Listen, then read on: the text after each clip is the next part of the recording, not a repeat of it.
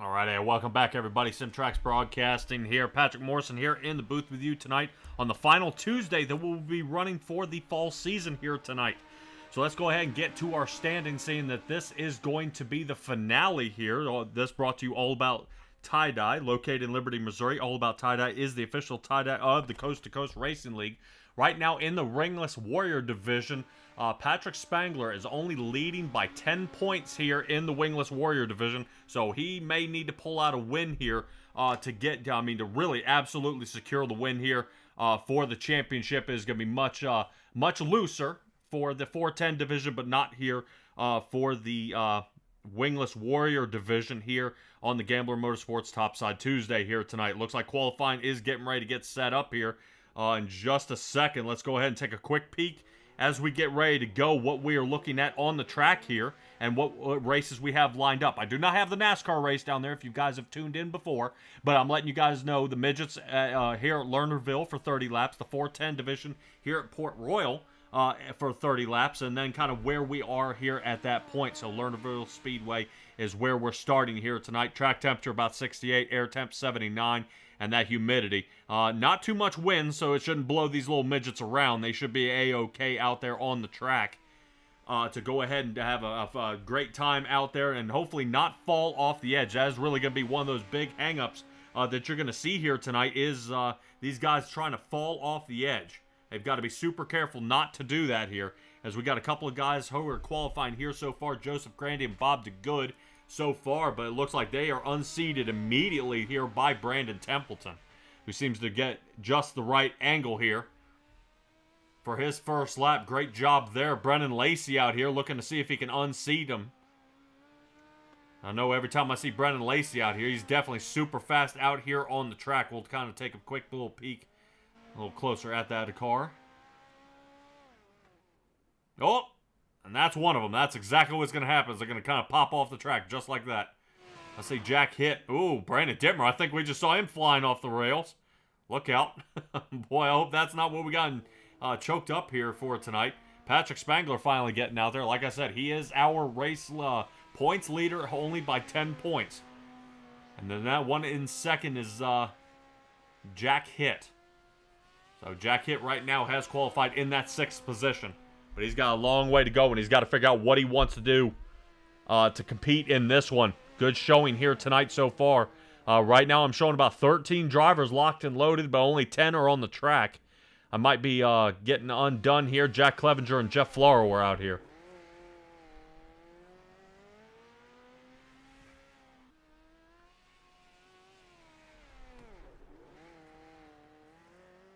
We'll see if Jack Clevenger, come on, looks like he's having a little bit of a tough time, not kind of rotating through the turns the way he would like at this point. He's got to pick up at least half a second to get into the 11th spot. Let's talk about our winners last week in the Wingless 360 division. Steven Spees, Terry Landis, and Aiden Young, 1, 2, and 3. Steven Spees was definitely on a good roll that night in the Wingless 360s. He did an awesome job there. I think he had to wrap it up after that night because I do not see where he ended up anywhere in the top 10 for the 410 division. But these guys are getting locked and loaded here. Only about should be finished here with qualifying. And hopefully we'll see what's going on out there.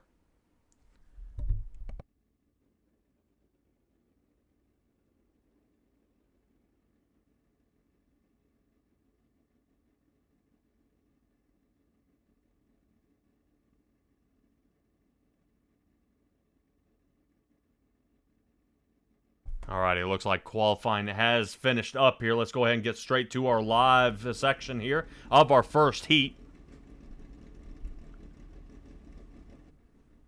Try to see if we can get a few things squared away. I'm not 100% sure if we're showing out there on the Coast2Coast Racing Network. Hopefully we'll be able to get reconnected out there and get back underway. Jeff Barker, Brandon Dittmer, 1 and 2. Brendan Lacey and Brandon Templeton, 3 and 4. Bob DeGood and Doyle Lowrance into 5 and 6, and Stephen Goldner bringing up the back of the pack here. So we'll see if these guys have anything for us out there.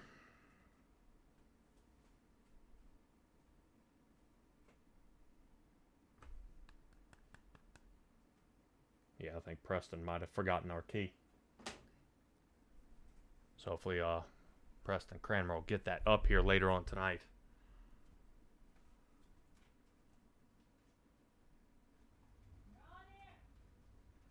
So here we go.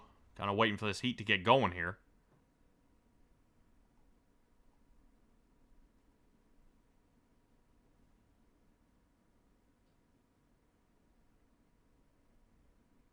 Guys are still sitting in pit, so if you give us just a second here, guys, hopefully we'll kind of get these guys moving here a little bit. I think we kind of stalled out.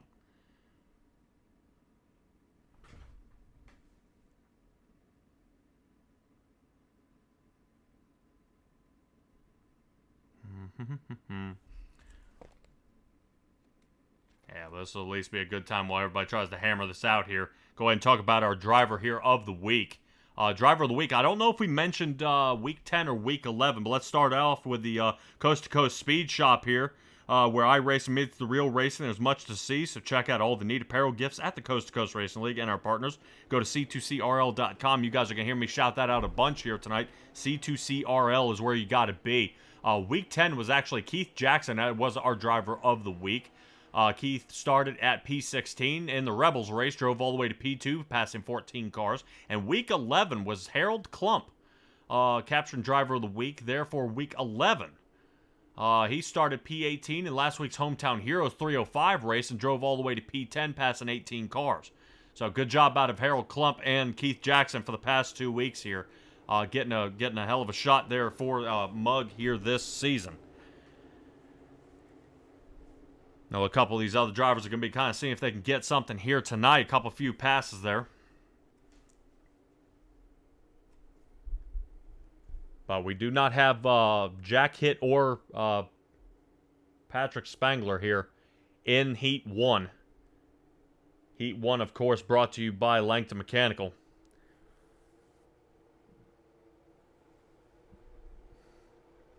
As the Midgets get going here at Lernerville. Only about six laps in this heat for them to figure it out. Boy, and kind of see how that one coming. Looked like Brandon Dittmer got turned around there. Lacey caught him, which puts Jeff Barker and Brandon Templeton here into the lead, to the leading spots as they get around the track here. Pretty good gap between all these drivers here so far. Between 1 and 2. Not by much, less than a quarter of a second here. These guys are kind of squeezing it together. Bob DeGood, they seem sitting right now in that 5th place points position, hanging out in 3rd. But he's about a second and a half behind. I think he might have gotten nicked there on that tangle up there with Brandon Dittmer getting spun around.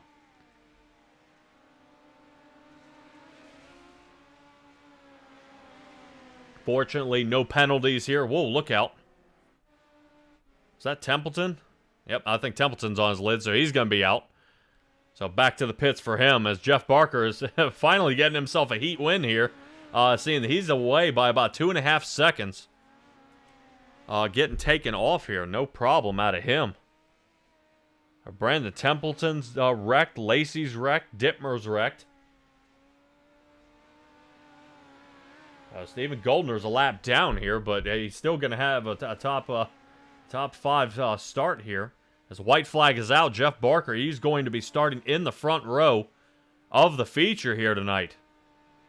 Finally, a lucky break here for Jeff Barker. Bob DeGood will be second in line, and Doyle Lawrence will be in 3rd. Kind of weird start to tonight.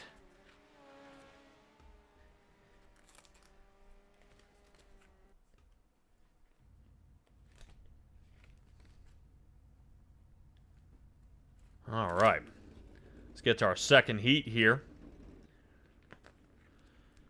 Right now, to me, most of our fastest guys here on the track are out there right now.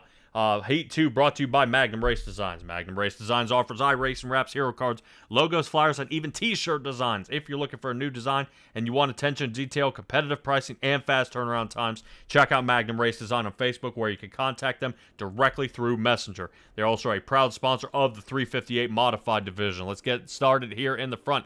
Spangler and Jack Hitt will be starting in the front row. Zach Chapman and Joseph Grandy here. Starting in the second row with Jeff Floro and Jack Clevenger. Boy, get mixing me all up here tonight. I got 4 J names here, and I got 2 Jacks, a Joseph, and a Jeff. Try that.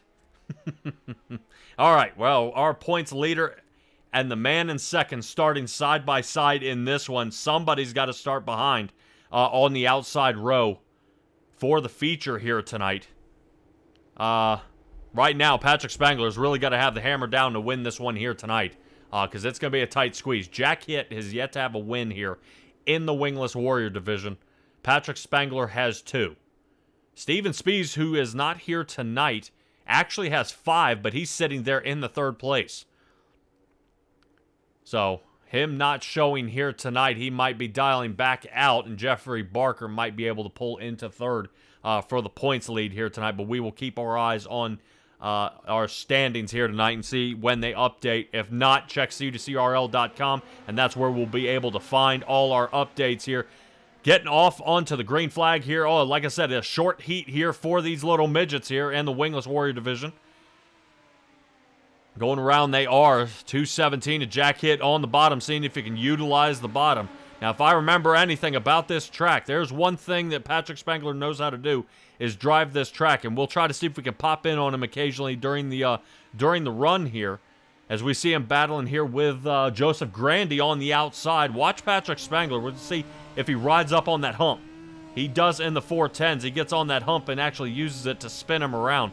But definitely little small go-kart looking thing here, but he's trying to put on a show here around the outside. As you can see, he's just got that turn dialed in exactly the way he wanted. Finally, I think he's hitting his groove, as Patrick Spangler's now starting to put some distance here on Jack Hitt.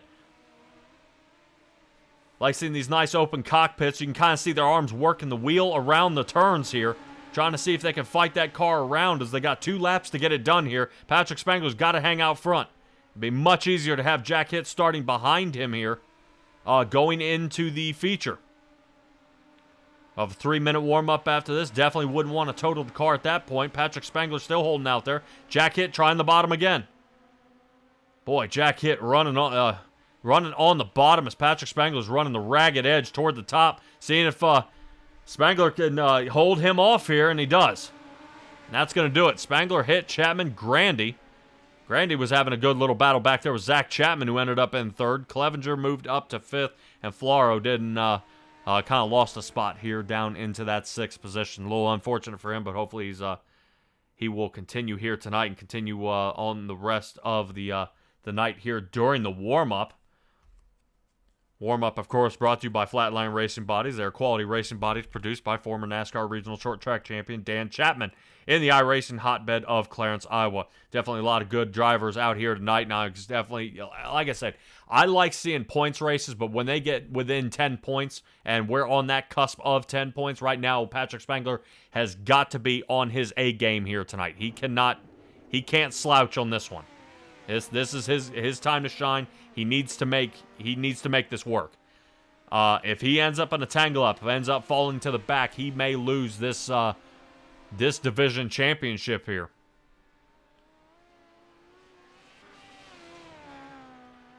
If I'm not mistaken, last season he was the champion of the Renegade and the 410 division. So he's looking at another one to that to his collection here, as he is leading pretty substantially by 91 points in the 410 division. So it looks like he's going to be taking back-to-back trophies there in the 410s. This is the new one. So definitely, I bet he wishes he had a wingless 360 here to win this one.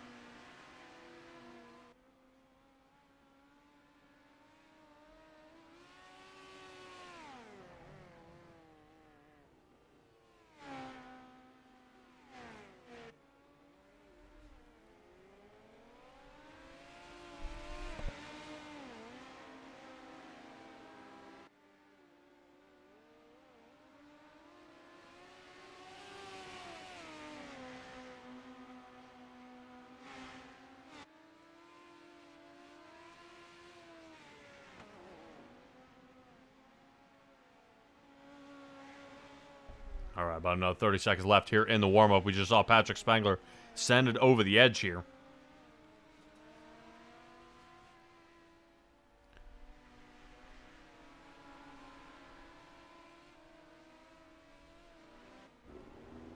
Yeah, I think we might have a good little race on our hands here tonight, ladies and gentlemen. Appreciate you joining us here once again at SimTracks Broadcasting. If you're unable to catch us on the Coast2Coast Racing Network, I'm not unsure if it is kind of clipped on there, but hopefully we'll be able to get it up here later on this evening.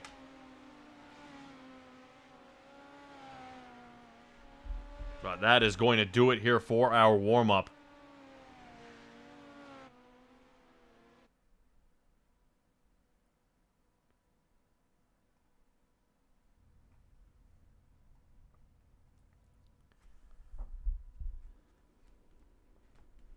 All right, let's get us ready for our starting lineup here tonight. Jeff Barker and Patrick Spangler taking the first row. Bob DeGood and Jack Hitt, second row. Doyle Lowrance into fifth, and Zach Chapman taking the outside of the third row. Brendan Lacey and Joseph Grandy, fourth row. Stephen Goldner starting ninth, and Jack Clevenger into 10th. Definitely interesting to see out of them. Brandon Templeton, we saw how him and Brandon Dittmer, they'll be starting 11th and 13th, but don't forget Jeff Floro, and he'll be there in that 12th position. He's got a lot of work to do to fight his way back toward the front, but he's still time, and he's still got options. This brought to you by the Super Dirt Car Series, the Northeast Premier Series, showcasing the big block modifieds premier drivers. From Florida to Canada, the Super Dirt Car Series visits some of the most exciting dirt tracks in front of the biggest crowds. The ground-pounding, earth-shattering, window-rattling beast of the Northeast. It's the Super Dirt Car Series. And that'll bring us our starting lineup here, ladies and gentlemen, as we get ready to get this one underway. Right now, 13 drivers taking the track here in these midgets.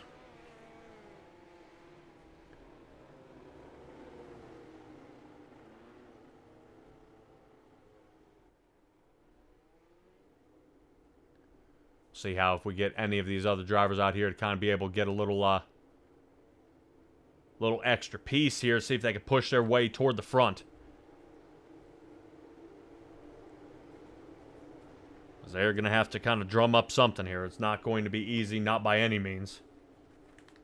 Especially Patrick Spangler. He's got to stay in front of Jack Hitt here. Yeah, he's got to, and so he has to be on the jump to get around this one. I'd like to see Jeff Barker get himself a win here, though. That would be really nice. That'd be nice to see him get a win here.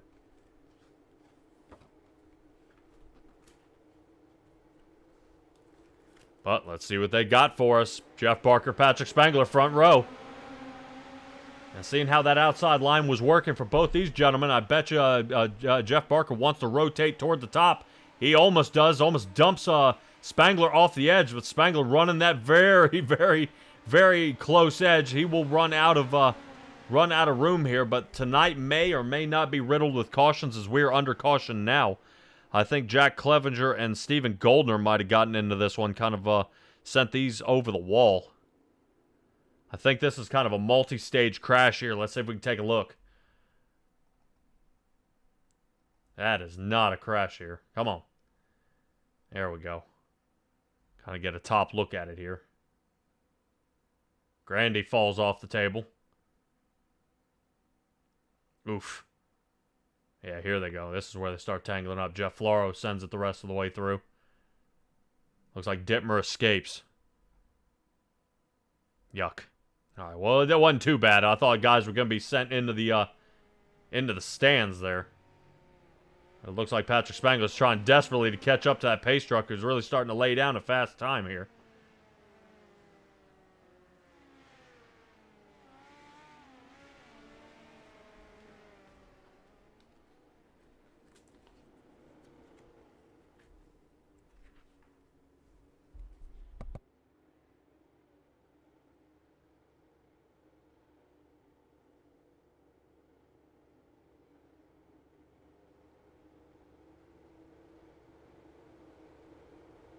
Alrighty, and we're going to talk a little bit about that pace truck they are following behind. Steve King Foundation pace truck, that is. The Steve King Foundation was formed to help the dirt track racing community across the country by providing financial assistance to drivers, pit crew members, racing officials, track operations personnel, or the immediate families of those individuals who suffer serious injury, illness, or death. Want to learn more? Go to www.stevekingfoundation.org.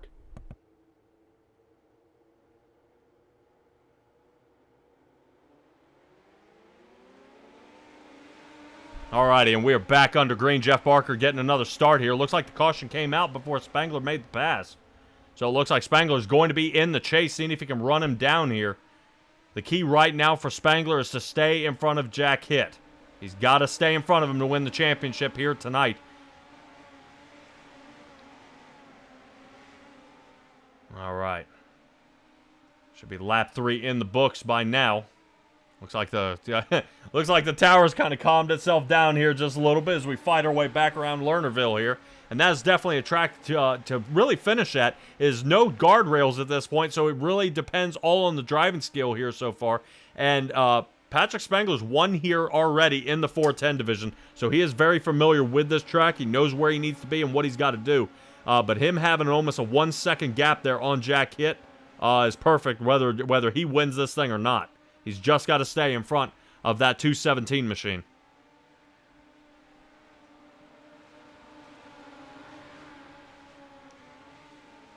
Looking good here so far. Jack Hitt trying to aim toward the bottom. Looks like Brennan Lacey's going to see if he can floss his way around.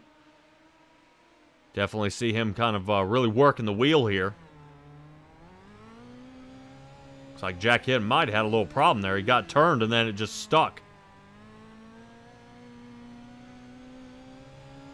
Yeah, Brendan Lacey then takes over that position, so it might be time. We'll see. We did take a look here at Jack Hitt. He had a lot of success running this side, the low end, but I just don't know if it's going to come in later or if he's kind of fighting a losing cause here. But hopefully the 217 of Jack Hitt continues to fight his way forward. Patrick Spangler has taken the lead here, but the caution is out. I believe Joseph Grandy might have sent it back through the woods. Yep. Let's see if we can take a look here at Joseph Grandy or the Malcolm's Mills mill riding replay here. See if we can take a look at it topside. Oh, what?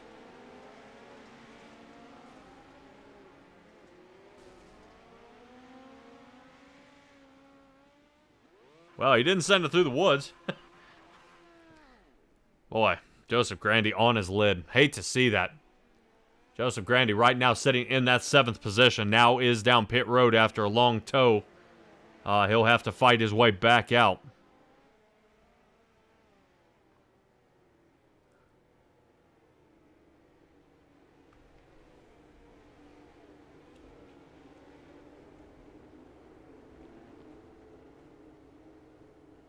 Yeah, we'll kind of see how this one lines back up.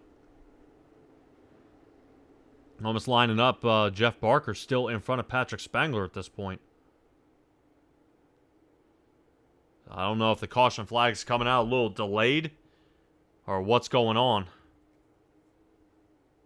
Whether the caution came out during Joseph Grandy and the spin out, or it came out when he popped the wheelie and landed back on the lid. So once again, Patrick Spangler's got to battle for the lead. Jack Hitt back another position. Down into the 4th position. But both him and Spangler down onto the bottom line. Let's see if they can hold that bottom. Oh, man. Patrick Spangler. Definitely hard to steer when the front tires aren't on the ground. But Jack Hitt, this is really his time to make up a lot of ground here. Patrick Spangler, slide job in front of him. Got Jeff Barker there. Jams Jeff Barker into Brennan Lacey, who's running right behind him there. And now Spangler has a chance to get away. But caution's back out, and hopefully... we'll see if Patrick Spangler retains the lead here because it's been taken away from him more than once.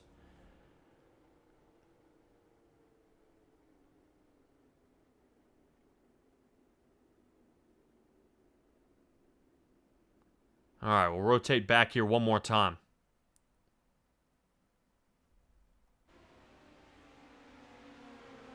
See Joseph Grant. It says Joseph Grant is coming out on the track and something happens.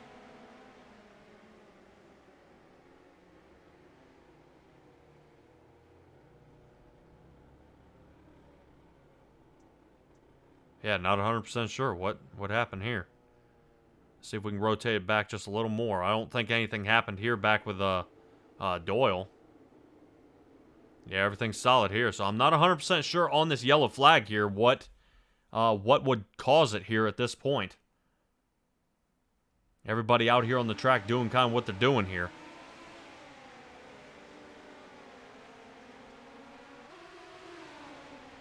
Chapman, everybody. Clevenger's still on. Lawrence is still on here. And then we got a caution out. Not 100% sure what happened there, ladies and gentlemen. Kind of unusual. I'm wondering if they're trying to get Grandy pulling onto the track as a caution flag, exiting pit. Oh, that is not good. Patrick Spangler is spun out here. So Patrick Spangler back in the 11th position. Oh, boy. That might have sealed the deal here. I've seen Patrick Spangler come back from last place and win it with 8 laps, but he's going to be in panic mode at this point. What Patrick Spangler's got to do is he's got to remain calm and keep into the front. And just keep working. One car at a time here, Patrick Spangler, but he's got a lot of drivers up here looking to get it done. Right now, Brandon Dittmer on the outside, seeing if he can battle up 6 positions here so far into 7th. In the lead is Jack Hitt. Boy, 83 on the very edge. Long way to go here. Patrick Spangler praying for a caution here. He's going to need one. As we're coming up almost on that halfway point.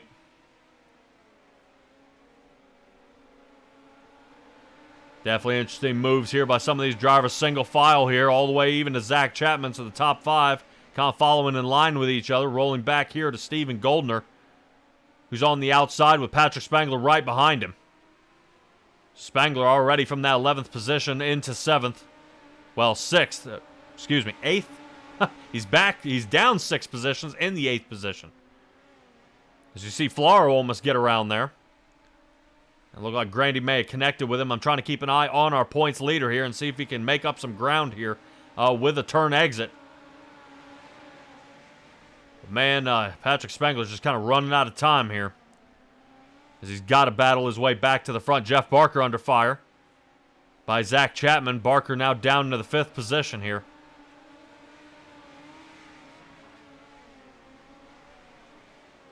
Yeah, right now Jack Hitt's got to be loving this lead here so far as he is pulling away.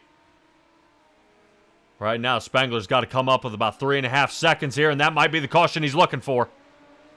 It looks like Zach Chapman is off the track and towed. That might be it for him. Zach Chapman is out of the race. Looks like he had to tow here.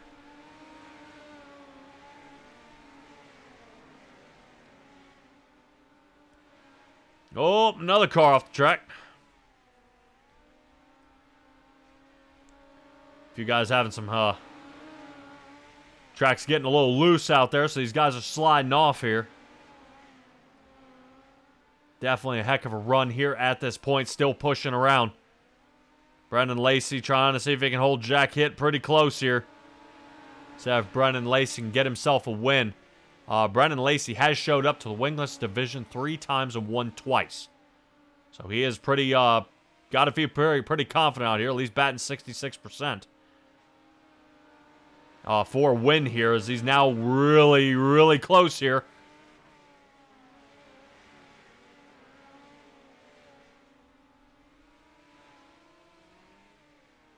Definitely trying to make some moves. Spangler still in that 7th position, but he may have some damage. That thing's about 5.5 seconds behind now. So Patrick Spangler off that spin out may have lost him the series here, as he's only got about 5 laps for pray for a caution for these guys to kind of scrunch them back together and try again. Sure, Mr. Spangler's going to have some words about some of those drivers out there. Brendan Lacey a little into the wall. Right now, Jack Hitt still leading this race. No problem right now for Jack Hitt in the 217.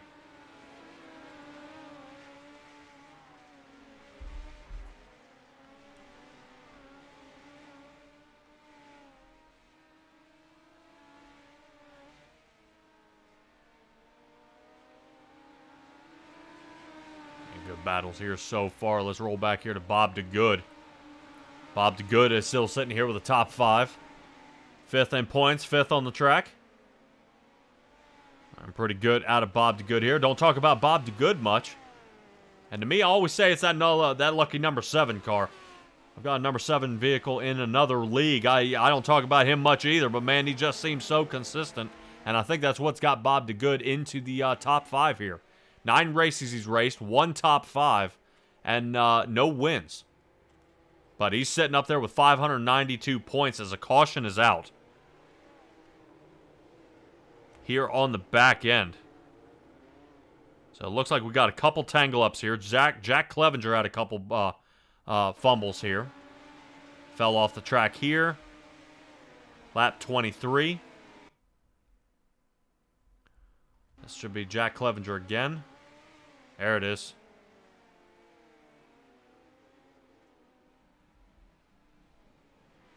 And from what it's telling me, that was not the caution. This was the caution here by Brandon Dittmer here on lap 26 here.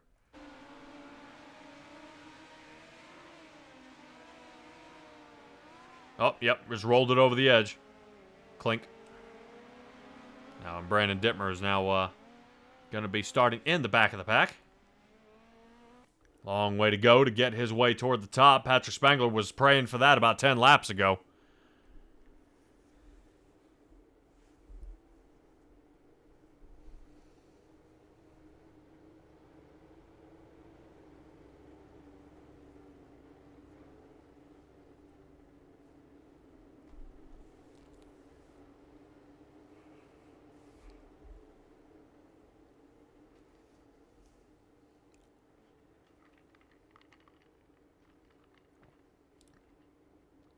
Alright, I believe the pace truck lights are off. We should be getting back underway here momentarily.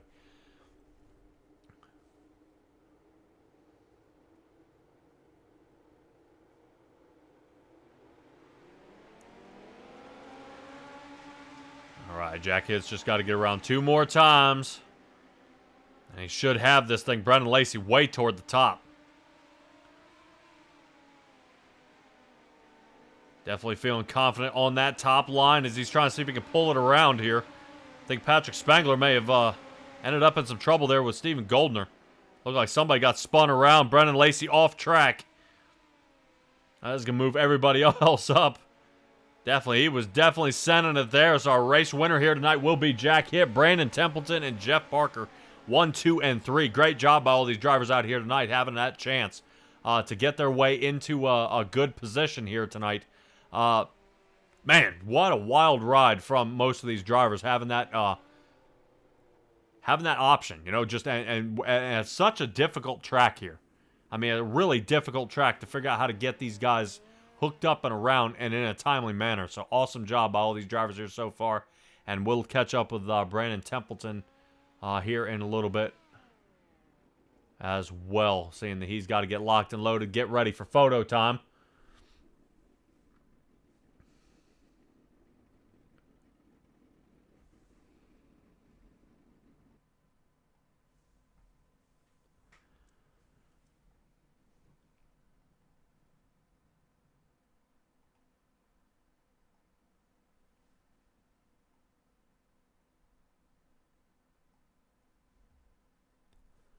Alrighty, let's go ahead and see if we can catch up with our third place finisher here tonight of Jeff Barker. Jeff Barker got it done here tonight, man. What a way to finish off the season. Yeah. Looked like I was going to have 4th there for a bit, then someone wandered into the field. Well, definitely it was something, man. You were leading the race there for a little while. Yeah, had a good heat race, put me up front, and I was trying to lead and trying to not affect Spangler and Hitt, because I know they were running for the lead for the points championship and they're right behind me. So I was trying to like run a predictable line and stuff, and I just let myself get past. Yeah, that's all right, man. Still a heck of a race here tonight. I'm sure I would not want to be over the radio. I don't know what happened to Patrick Spangler, but he ended up getting spun out and sent all the way back to the 11th position, was able to fight back up to the 6th, but it was definitely ugly. But let's stay with your night here tonight. You had to be feeling pretty confident there with that heat win. Yeah, track was good, car was good. I felt good. It was good. All right, man. Well, we rotate to the 410 division at Port Royal. So let's try to get you warmed up for that one, man. I think you got a long night ahead of you. Yeah, I like the 410s at the big tracks. That'll be a good race. It should be fun. All righty, and give me your shout-outs, man. Hopefully I see you again.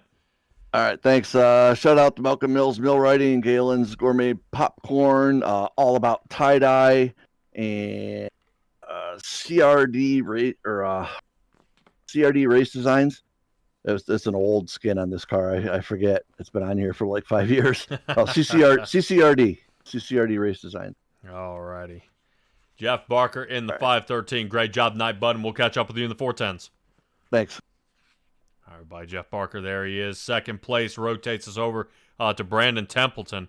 Definitely good moves here by Brandon Templeton here. Up 9 positions in the second. Did you think you were going to end up here, bud? No, not really. Just I guess got some attrition there, passed a few, but most of them I just survived and got the spot by default. So that's part of it, I guess, at Lernerville. Yeah, if I'm not mistaken, I think you were on your lid during one of the heat races, I believe.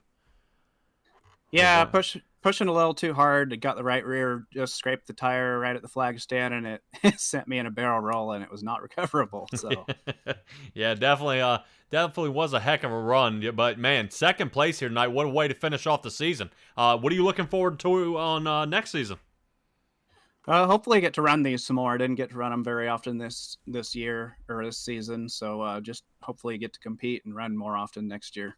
All right, man. We'll definitely keep our eyes looking out for you, and especially a schedule change. I believe these guys actually might be moving to, don't take my word for it, I think Wednesdays, but we'll keep an eye on it. But Brandon Templeton, great job tonight, man. Hopefully we'll catch up with you later here tonight. Go ahead and give me your shout-outs. I got to thank Jay with Dirt Track Bank, Got Your Six Racing Network, Hammer Down Racing Team, Extreme Images by Ashley, Maley's Makery, Big C's Lawn Care, you for doing the broadcast, Roger and everyone behind the scenes putting on the league, and everyone watching at home. Thanks. Oh, yeah. You the man. All right, Brandon Templeton. Appreciate you showing up here tonight, man, and I'll definitely keep up with you and all your pit notes, man. I love having them. Yeah, have a good one. You too. All right, everybody, Brandon Templeton. That brings us to our race winner here tonight. Let's go ahead and talk to him down here in Coolray Victory Lane. Jack Hitt in the 217 machine, up 3 positions for the win here tonight. How nervous were you out there, bud? Oh man, I should be nervous, but that's my track. Those are my cars, man. I felt at home. It felt great. All right, you know how close the points race was. 10 points you were at. Behind Patrick Spangler, so you had to really come out with a win here, and he had to drop back, and I think that happened. I think you got just enough points, man. I think you might be champion of the midgets. I don't want to say you are because I don't do 100% of the points, but or any penalty points that may come during the season. But I think you might have locked this one up here, bud. We'll see. I mean, I've won it a couple times, but this is the first time I think Patrick showed up all year, and I didn't think I had a chance, and he's had a rough couple last 2 weeks, so hopefully Preston's doing his job and getting these numbers updated. Yeah, hopefully. Yeah, like I said, as I have from standings 10 after 10 races, so we'll see how they kind of boil down. We'll keep an eye on C2CRL.com and kind of wrap it up, man. I'd like to see if you come away with another championship here in the wingless division. Man, what a wild run it's going to be here. Here at Lernerville without those guardrails. But now we move to the 410 division at Port Royal. How confident are you feeling rolling around on that track? Not very at all. I've raced at Port Royal like once or twice, honestly. So I won't be there for that anyway. I might be back for the trucks, but next season though, this division is getting combined with the 410s, so I'm gonna have to figure out how to drive one of those beasts. Yeah, man, that's why I figured you were gonna be there. No time like the present to get leaned into it, man. Probably could use the numbers over there too. I need another fast driver out there. All right, Jack Hitt. Well, great job here tonight. Go ahead and tell me about that 217 and all your sponsors and people out here rooting you on tonight. Yes, sir. Got to thank the girls back at Hooters, keeping it lubed up nice for me. And thank you to my wife for giving me the time to do this. And everyone at the league, man, I've said this multiple times, but it's the best league on iRacing. We got some of the best broadcasters, everything. So it's just shout out to everybody that's in this thing, man. All right, Jack Hitt. I love it, man. Great job tonight, man. And hopefully we'll catch up with you in another season, I guess, if not in the trucks. Yes, sir. Thank you. All right, everybody, and if I'm not mistaken, like I said, I believe that might be our season winner here for the wingless division. Definitely tough. Patrick Spangler made it one heck of a run. He can, honestly, if I were him, he cannot be happy about that spin out. That was definitely a nasty one for him, but hopefully he can recover. I think he's got another one in the bag here tonight. Like I said, he's leading by over about 91 points here in the 410 division, so I think he could place dead last or put it in reverse, and he wins this one. So that is great for him. Hopefully we'll catch back up with him. But let's head on over to commercial and catch up with the 410s.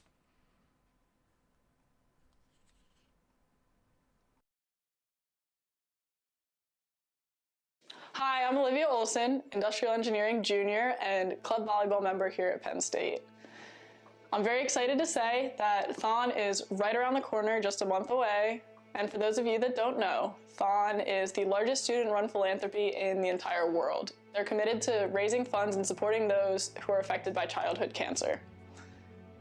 This year, Thon is taking a very different meaning for me. Last March, just as the weather was getting ready to turn, we were all super excited to go play some more outdoor volleyball. One of my best buddies, Jesse King, went home for a routine checkup. Fast forward 60 days later, and he's just waking up from a medically induced coma. 6 months later, he's just being released from the hospital after being diagnosed with non-Hodgkin's lymphoma. Now, kid's a fighter. He made it through chemo, radiation, and he's currently battling his way through extensive cognitive and physical therapies. He's doing great. He's finally letting out some of that personality that we've all been missing for so long. Luckily, the King family, thanks to 4 Diamonds, has yet to see a medical bill. There are a lot of families that can say the same out of all the good that's come out of this. So if you would like to join me and Club Volleyball in the fight against childhood cancer, please click the link to donate. Any size donation makes a world of difference for the King family and families alike. If donating at this time isn't the best option for you, please, please, please, please share this video, because the more eyes on it, the better, and every dollar truly does make a difference. In addition, any thoughts, prayers, good vibes are always greatly appreciated, because we just want our best buddy back at school with us. All that being said, please always remember to never take anything for granted. Tell the people around you that you love them loud and often, and even the smallest acts can make a world of difference. Many thanks and lots of love from me and the Club Volleyball family and all of those being supported by Thon and 4 Diamonds.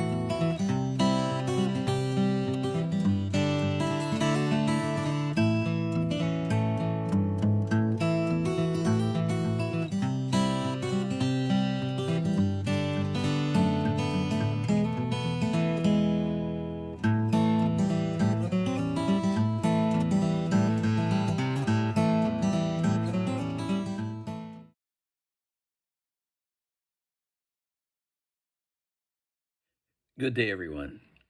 Today I wanted to talk about Movember. So Movember was started in 2003 in Australia and has become worldwide. For those unfamiliar, Movember is all about awareness of health issues for men.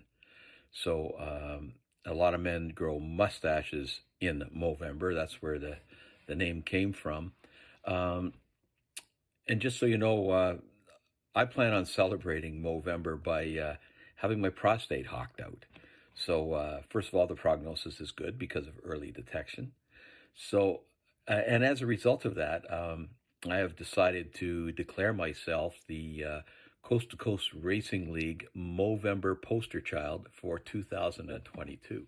On a more serious note here, the average age of our league is 41. So if you're on the top side of that, you need... Man, oh man, oh man, we are back. Sorry to kind of cut that commercial off there just a little short. I think we had a little tumble up here on the track. I know the 410 division definitely like reworking, getting back onto the track for sure. We'll keep an eye out there. I know qualifying has already kind of started here. Apparently they got ready to lock and load, so I'll go ahead and show our qualifying times at this point where we are going to be. So far, qualifying time brought to you by ABR Setup Shop. More than 47 years of iRacing experience.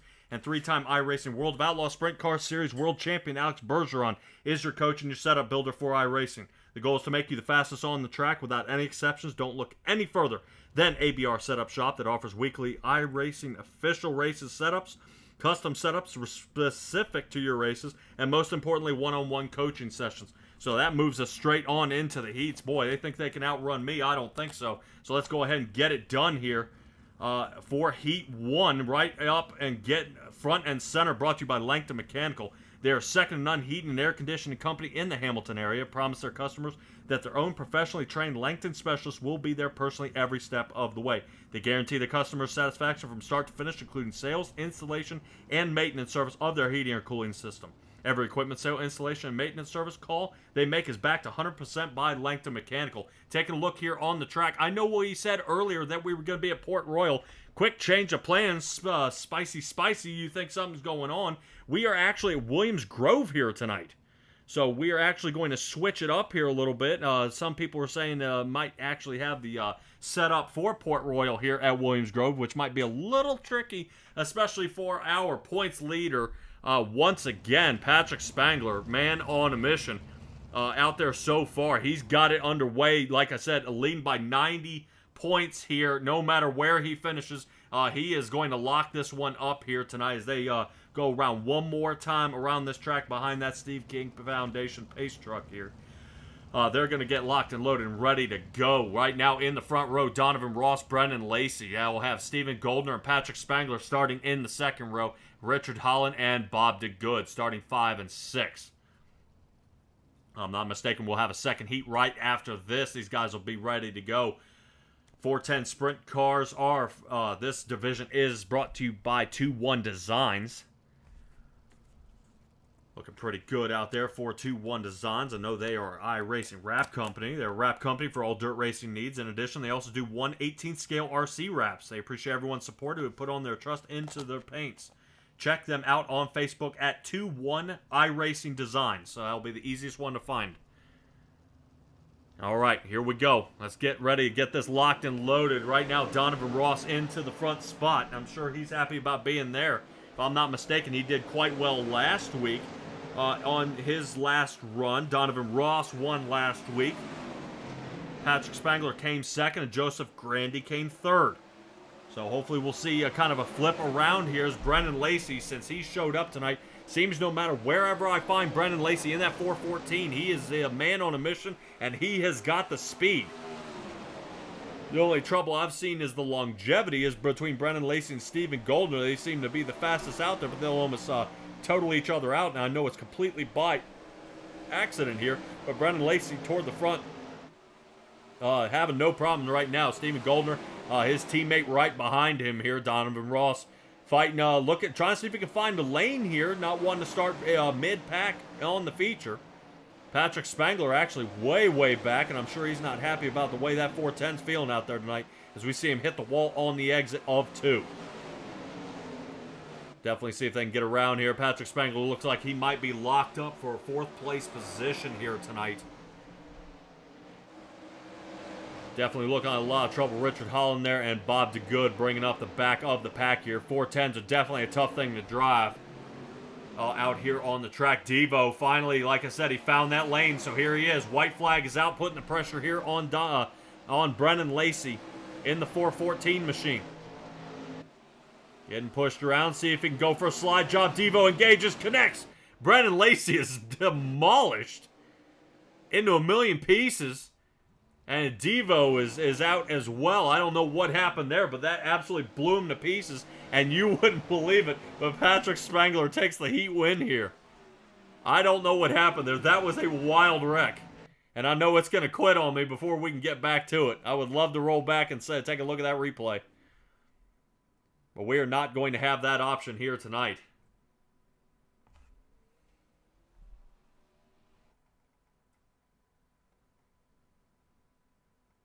All right, that is going to bring us up for our second heat here. Second heat is brought to you by Magnum Race Designs. You guys know about Magnum Race Designs. All right, I told them you can connect through them through Messenger there on Facebook. Proud sponsor of the 358 division. Let's go ahead and take a look at our starting lineup here tonight. Brian Dickens and Andy Patton in the front row here. Getting a shot, Jeff Floro. As they mix it up here just a little bit for me, let's go ahead and get to our grid. Floro, Dickens in the front, Grandy and Andy Patton 3 and 4, and Jeff Barker and Doyle Lowrance there 5 and 6. Definitely a good little clutch of cars here. I'm expecting to see Grandy all of a sudden come out with a boatload of speed out of his car. Get his way toward the front, Joseph Grandy.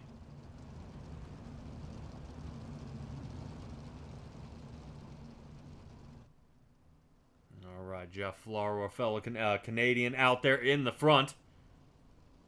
Let's see what he can do. Brian Dickens is going to be all over it in the 122 machine here. Let's see what they can get done.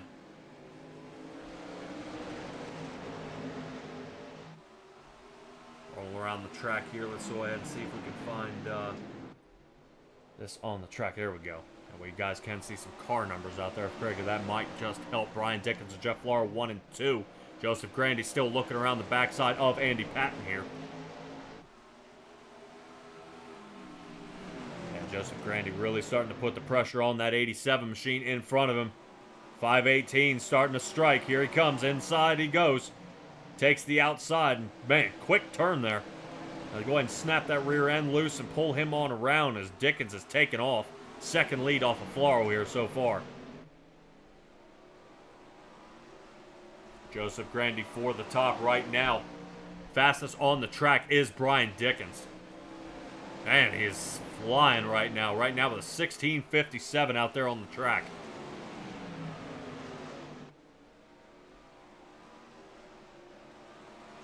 Closest to him there, Jeff Floro with a 16:82. Boy, it is just starting to really kind of pull away with this one. I think Brian Dickens might just have this one here in the bag. Really no competition at this point. As soon as he put Floro behind him, he is just gone. So if Patrick Spangler can do really kind of pull a rabbit out of his hat tonight, I think he's got somebody who's really, really looking to work hard against him here.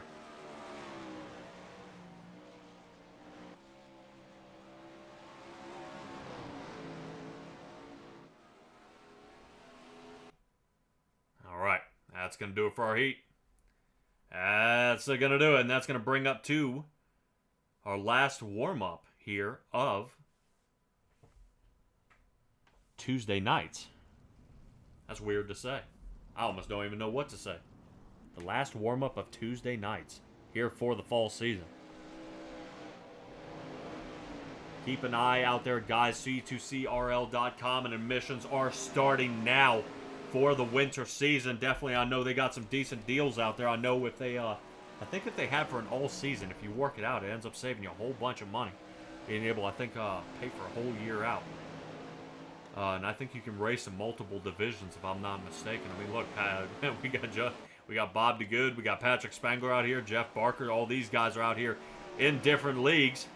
Well, in the same league in different divisions. That's what I'm trying to say. So if you want to come out here and try your hand in another division and see how well you do out there, you know, come give C2C a shot. And if you're unsure, they also have a racing school as well. Guys, go ahead and check out the C2C Racing School, where their league's top drivers have volunteered to help league drivers improve their driving skills free of charge. Now, keep that in mind, free of charge. Now, a lot of these guys pay by the time, or they'll send you a setup. You say it feels too tight, and you're paying. Here, it's free of charge. And I mean, and not just on one section. They will be on various skill sets, such as qualifying, driving lines, driver awareness, and even setup advice. Right now, all divisions are fixed setup, except Monday nights, where they are running the 360 divisions, the Raiders, Renegades, and the, boy, they're going to be all over me on that one. And then those are the open setups. They'll be able to go over there, and you can actually adjust. And you want to talk about guys getting fast, especially from that fix of those open setups. So a lot of those guys have spent a lot of time getting those things squared away, and that'd be one of the guys you might want to team up with, have a little chat with them, and be able to get your vehicle out there and racing the way you want to. I know, want to give a shout out there to the number 25, Gary Sigelkow. I've been watching him a lot lately, I believe starting here in the Dirt League. Gary Sigelkow's actually been doing pretty well. He had a little fumble there in the 358s, which I think is kind of, oop, he's there, Grandy. There's Grandy with a little wall ride there. But he's been, but Gary Sigelkow's actually been doing really, really well out there, and he's now down to the Rustlers and the 358 division where he was racing.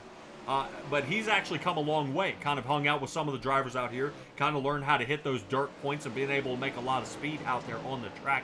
And really, that's what the C2C is looking to do, is there's friendly competition out here on the track, but everybody's looking to get better each and every week as we get ready for our Super Dirt Car Series starting lineup here, as the warm-up is coming to an end. That's gonna do it. Let's go ahead and get straight to it here. Boy, Grandy, back to the backup car he goes. All right, you guys heard me talk about that Super Dirt Car Series. You guys know all about it, so let's go ahead and look at the Super Dirt Car Series starting lineup. Patrick Spangler and Brian Dickens in the front row. Patrick Spangler couldn't be asking for a better spot after that last heat start he had.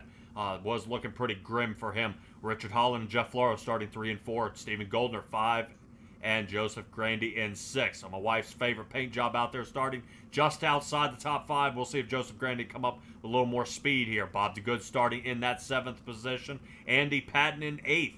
Brendan Lacey starting 9th. Jeff Barker 10th. Donovan Ross.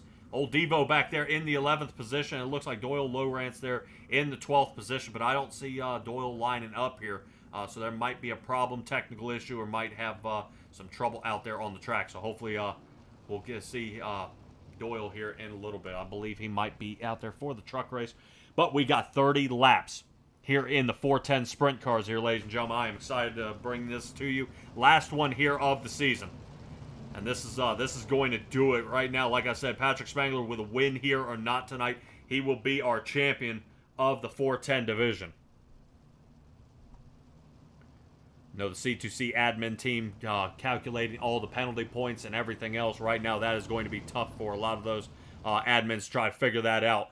Pace truck is off the track. That is going to get Patrick Spangler and Brian Dickens off to a great start here.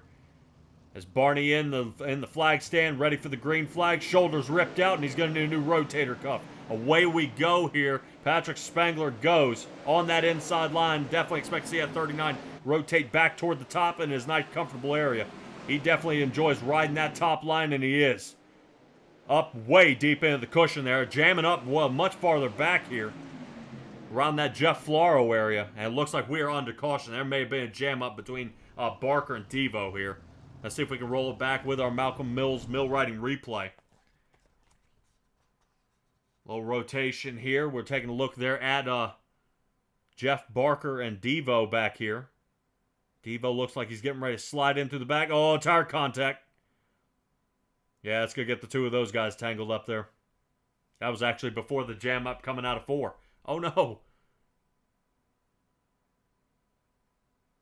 Dang. All right.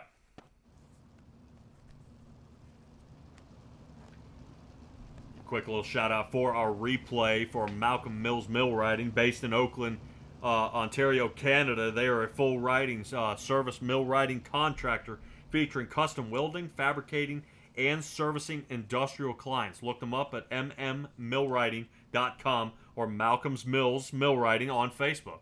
Figure that it's sometimes easier for people to see if they can find them out there on the World Wide Web, or even on Facebook. You can get reviews and everything else, kind of see the custom work that they do. That to me always helps, so you get a different picture of what people are doing and able to show off out there. Definitely a good idea to kind of put that into perspective. All right, looks like Pace Truck lights are still on. We're gonna go around one more time. Kind of figure Pace Truck would have ducked on off by now.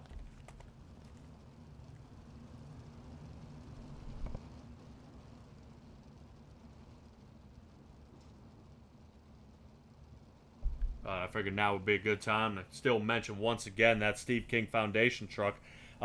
Steve King also offers tribute giving, dedicated gift through giving, honor a loved one, recognize someone special, or celebrate a milestone by donating in their name while supporting the dirt racing community during times of need. They will notify the honoree of your generous gift.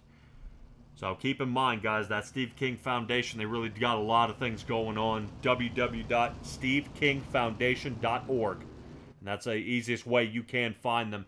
Right now, you won't be able to find that truck as it is off the track. Patrick Spangler, 4 tires off the racing surface, and away he goes. Not waiting any time for Barney to pull that flag out as he gets gone down the track at this point. Definitely making separation from Brian Dickens there. Dickens had the fastest time on the track as of the last heat. So right now, not happy was Patrick Spangler out there, as they're going to mix up that chart here just a little bit because of the caution laps, and I believe we got another tangle up here, bringing out another caution. Oh man, they're still continuing here. I guess if you got any frustrations during the beginning of the year, now is the time to settle it. Let's take a look here at Stephen Goldner. Whoa, Floro.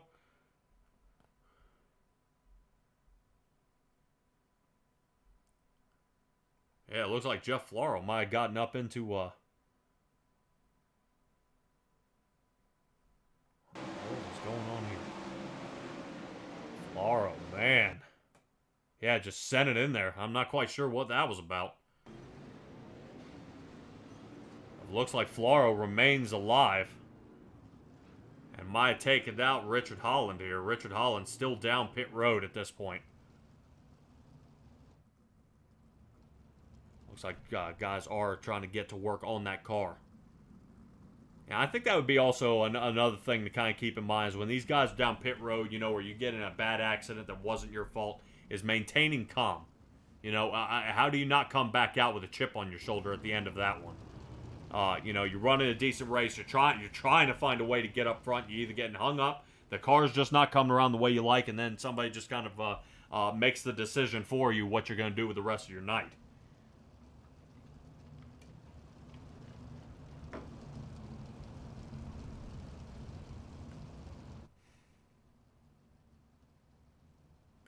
Pace truck coming around the track a few times here.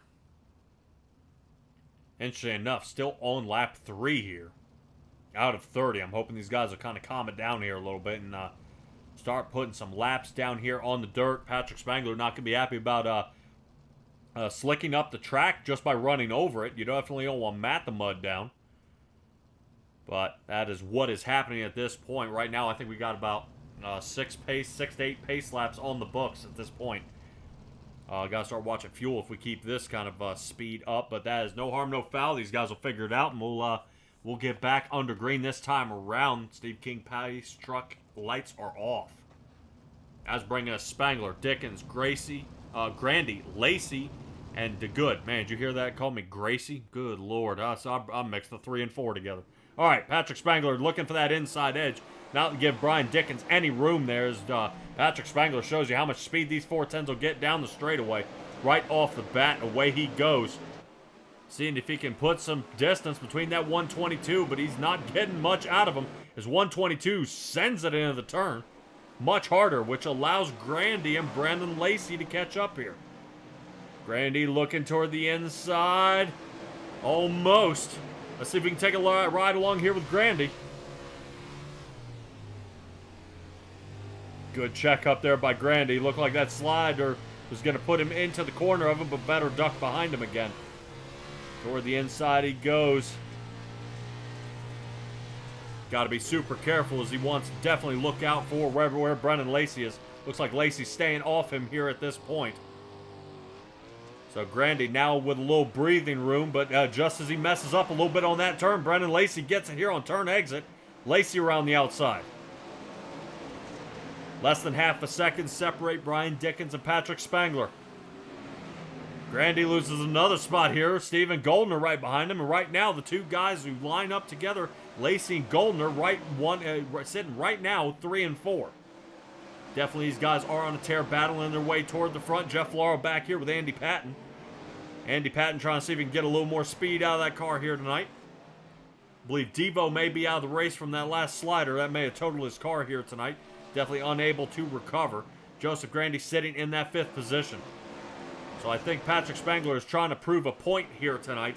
Regardless if he does have the points win here tonight, he wants to go ahead and let everyone know it is possible out of 10 races or 11 races total to win 8 of them. So he is really man on a mission here in that 39 machine. I've talked to him many, many times here in the booth about his wins, and he's looking to add another one.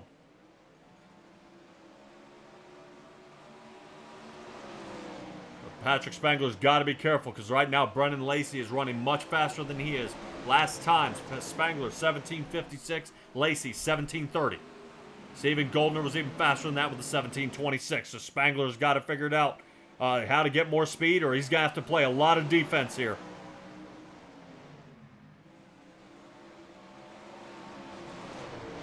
Definitely making some moves here. Spangler 17:78, Lacey 17:85. And faster than that, Stephen Goldner to 17.5.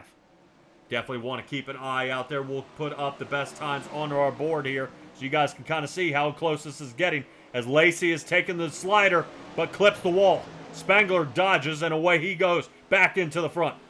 So the slider fails here from Brennan Lacey, but he's got plenty of time. We're not even halfway through this one of the 410 division. Patrick Spangler back across the line again to start lap 14. Brennan Lacey riding that wall here, and this is kind of what we see. Lacey starts sending it, and he has broken his own teammate of Stephen Goldner and sent him into the wall. Lost the wing here. We do run wingless 360s on Tuesday nights, but not wingless 410s. So it looks like Stephen Goldner will be heading down pit road here to get that one fixed. Get that one squared away. We saw what happened, but let's take another look here from another angle. See Lacey getting into the turn here, and that was it. Boom.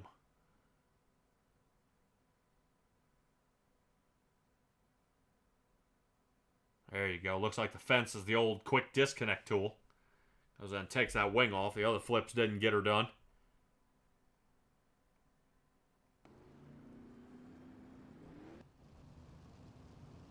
Definitely a lot of cautions here so far. Interesting to see, actually, Brennan Lacey coming down pit as well. Now they're teammates, but I didn't think like teammates here. But we'll see if these guys have to, if Brennan Lacey actually has to make a repair here. He might be coming in to kind of fix that car. It may have bucked him around pretty bad and ended up with some steering damage. Quick fix there and back onto the track. Lacey now starting back into that 7th position. Goldner back to 8th. So that gives Patrick Spangler only Brian Dickens to think about at this point. Brian Dickens is the only one who's put a lot of pressure on him other than Brennan Lacey. But Joseph Grandy might be looking to kind of turn that around here tonight. As we're almost halfway through this race here. Got a few more cautions than usual, but that is A-okay. Especially for the NASCAR drivers tonight. We'll be running the Tim Chapman Pickup Cup here after the 410 division. We are returning to Daytona, and we're actually going to be stretching that out a little bit. 75 laps those boys are going to be running at that 2.5-mile track. So that should be a good shootout there, and I know the points are looking pretty close there as well. We'll discuss that as long as you stay with us here at Simtrax Broadcasting or out there on the Coast2Coast Racing Network. you guys will be able to kind of link back up with us after the commercial break. Those guys are having plenty of time to practice right now. I know we definitely show up early a lot of times, but practice will be required to see if they can find some draft buddies out there. But let's stick to the dirt as Patrick Spangler's kicking it up right now as he pulls away. Man, it's got to be one thing. Patrick Spangler getting that half a second jump right in front of everybody else. Now almost a second lead, only halfway through the lap. Gets around 3 and 4 here, Spangler into the wall. So Spangler now taking off by a second and a half here. Let's rotate back to Floro and Grandy, which we said Brian Dickens was doing pretty well. Dickens goes from second back to fifth. We saw it was kind of getting mashed up coming out of 3 and 4 there, so now really the battle is here toward the front as Spangler has taken off here for the rest of the race.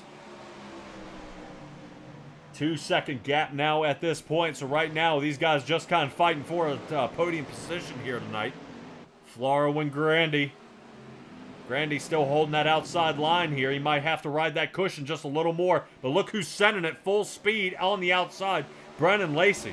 If he came down for some repair, he might be back in for more repair again. Back into the wall again, 414, and Grandy's around.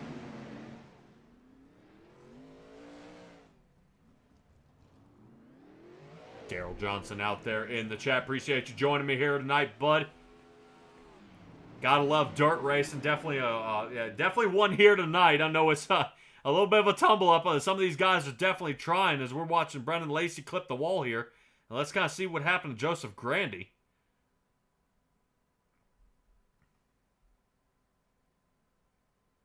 Oh, Dickens was just rolling up the track, and I don't think Grandy didn't have enough time to react. Boy, he's got to be mad about that. Front roll bar bent up here. So Joseph Grandy definitely gonna have to drop back and punt here. Definitely looking pretty good. Daryl Johnson, keep in mind, man, I know you were out there. Want to see you back at the Racing Revolution League, bud, on Wednesdays as well. If not, sign up here for the C2C. We got asphalt, we got dirt, we got road courses, we got everything here at the C2CRL League, and you can find that at c2crl.com. See, it's simple as that.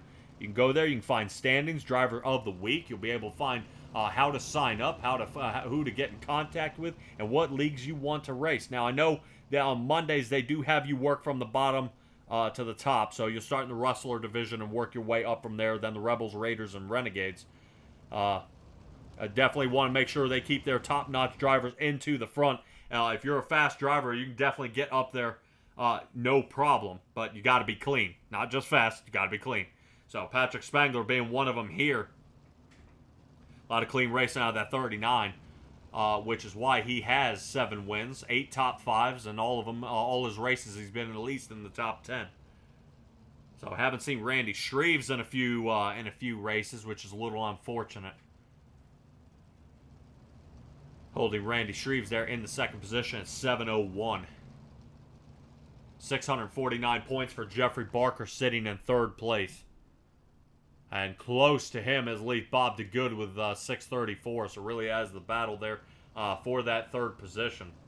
Bob DeGood sitting right now in fifth and Barker in fourth.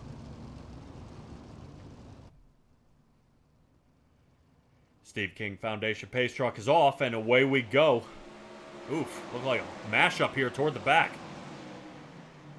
I'll rotate back, see if Grandy survived, as Grandy was A-OK. Brian Dickens still in third. Jeff Floro has moved up 2 positions here so far in this race into second. And Patrick Spangler back off to another great restart, but it seems that 1 second, 2 seconds lead he had last time has really diminished here as Jeff Floro is kind of reeling him in here. Jeff Floro on the inside has the lead. And now Patrick Spangler now going to be scratching his head at this 200 machine on the inside of him, trying to figure out, all right, is this track kind of coming apart on him? Way these guys go, Patrick Spangler now watching Jeff Floro take away this race from him. Patrick Spangler, keep him in mind, Patrick Spangler waits, he waits his time. Hits that cushion and launches off of it. Here he comes, planting the go, watch that speed.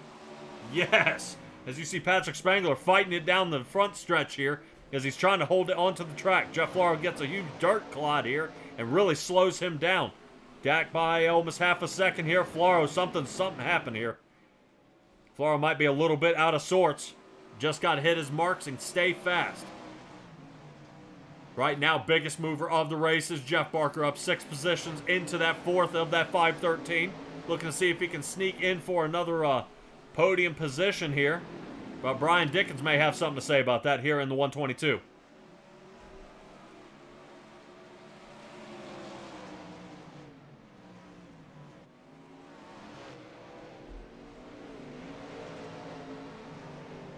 Definitely a good shootout here. It looks like Jeff Barker seeing if he can try that inside here. Initiate a little bit of a slide job here on the 122 of Brian Dickens. Whoop, little nudge on the wall, little spin out there by Brian Dickens. And Jeff Barker now into 3rd place. 7 positions here in the 410 League. Excellent job by Jeff Barker here. Out there in the chat, Daryl Johnson. Dirt scares you. These guys amaze me. Nah, man, these guys will even teach you. These guys even have a C2CRL school. I think even the other guys, the ARB setup shop, the other guys, ABR setup shop, they'll even teach you how to drive. So, I mean, everybody's out here willing to teach you how to be fast out here on the track, especially like Patrick Spangler, who's now, as I was bragging, he wasn't getting that 2-second lead. He's almost there. As long as this thing stays green, he is making it happen. Jeff Floro 2nd, Jeff Barker into 3rd, now under fire by Brian Dickens once again. But Dickens starting to have a little bit of trouble here as he's off by half a second off the backside of Jeff Barker's bumper at this point. As long as Jeff Barker can keep it clean, it should be a good race. I'm waiting to see if Jeff Barker decides to rotate up the track and try a different line here to see if he can start blocking. Brian Dickens here at this point. Bob DeGoodshill's peeking around the back there. Solid top 5 for him at this point with only 2 to go. Right now, Patrick Spangler still in the lead. We're going to take a little ride along with him as we get going here. Whoa. Don't want the tippy cam. Let me see if we can find something else. Maybe some hands here. There we go. White flag is out. We see Patrick Spangler. Look how he hits these turns. Man, it almost looks like the car is just kind of cupping to the track. Not really having any trouble getting around here. As he's coming around through turn 4 here. Your 410 champion coming across the line for the final time this season. And there he is. Patrick Spangler. Race winner here in the 410 division in Williams Grove. Jeff Floro in 2nd. And Jeff Barker with another podium position sitting in 3rd. Awesome job. Right now, Jeff Barker sitting in 3rd in points as well. 649 is where he is.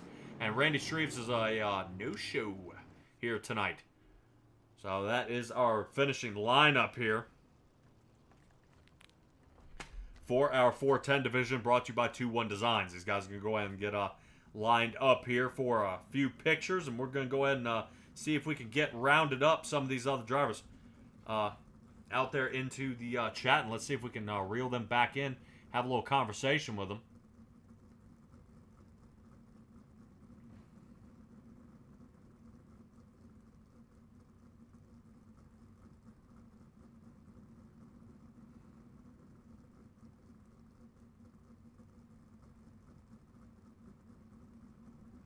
Let's see. And the only person I'm missing out there is Mr. Jeff Floro. Hopefully we'll be able to catch up with Jeff Floro here in a little bit, but that's a piece of cake. We'll be able to go ahead and have a chat with one of our race winners here tonight. Definitely a good shootout there, especially right there toward the end. I enjoyed every bit of that last bit, especially when these guys start getting those green flags down. 3rd place finisher is Jeff Barker here. Got it done here tonight. Let's see if we can reel him in. Jeff Barker, you got a copy on me here. Yeah, buddy. Of course you do, man. What a wild race it was. That's 2 top 3s here, man. We got another 3rd place finish here tonight. You're on a roll. Yeah. That was a hell of a race. That was definitely a how to drive a bad setup, because we had the Port Royal setup in there, and that thing was pushing like a truck.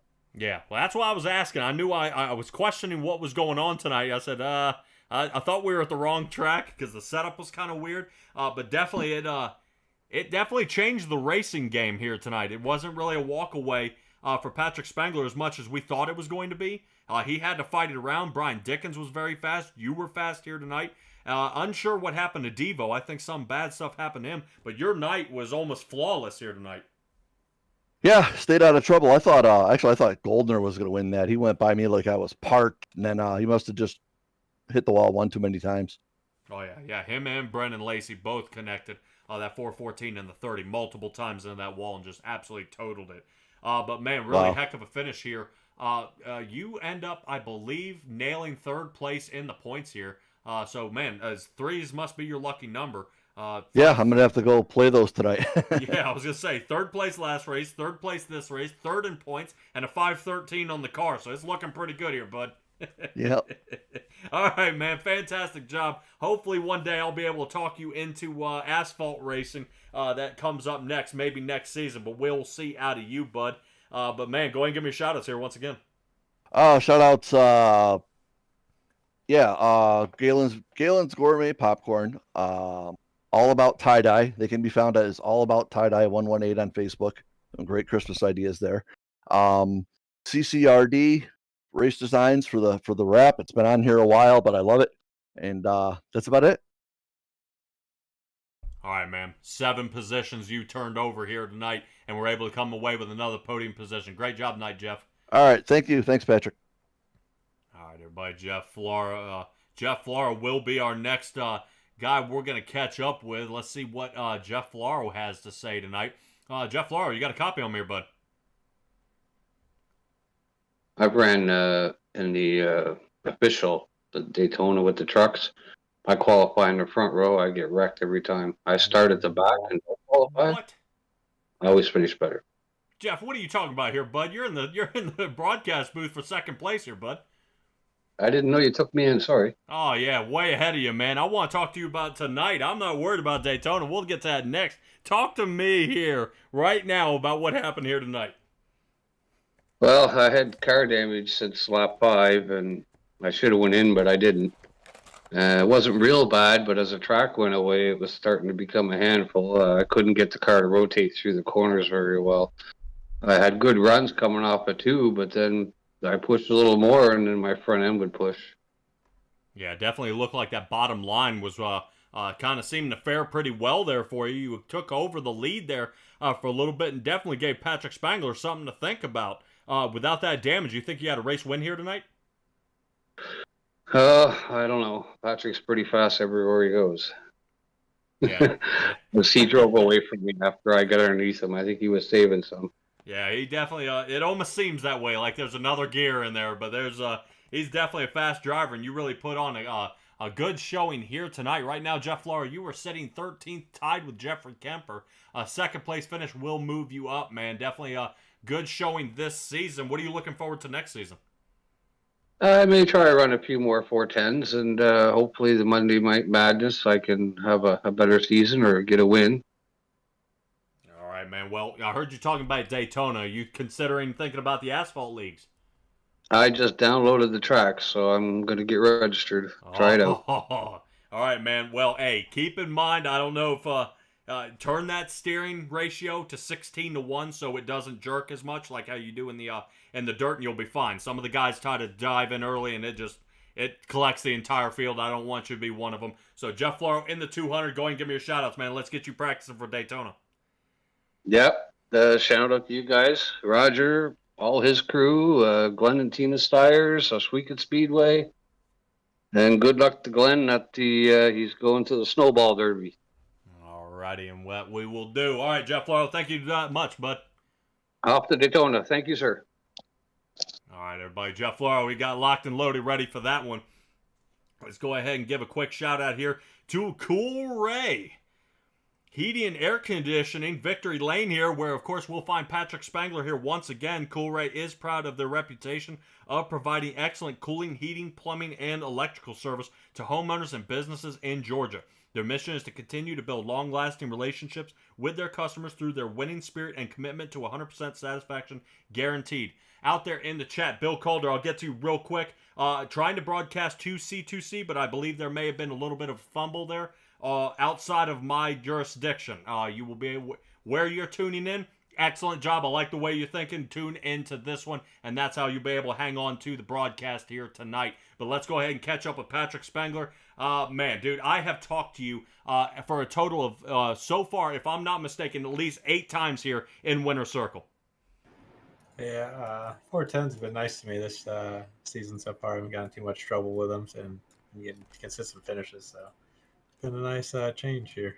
Well, I am fairly certain, if I am not mistaken, last summer season, you won in the Renegades and the 410s there as well. So 410's very, very good to you? Yeah. I like the 410s a lot. 360s are good, but there's just more guys come up for the 360s, so it's a lot more equal competition there. And it hurts you more if you lose or if you finish towards the back.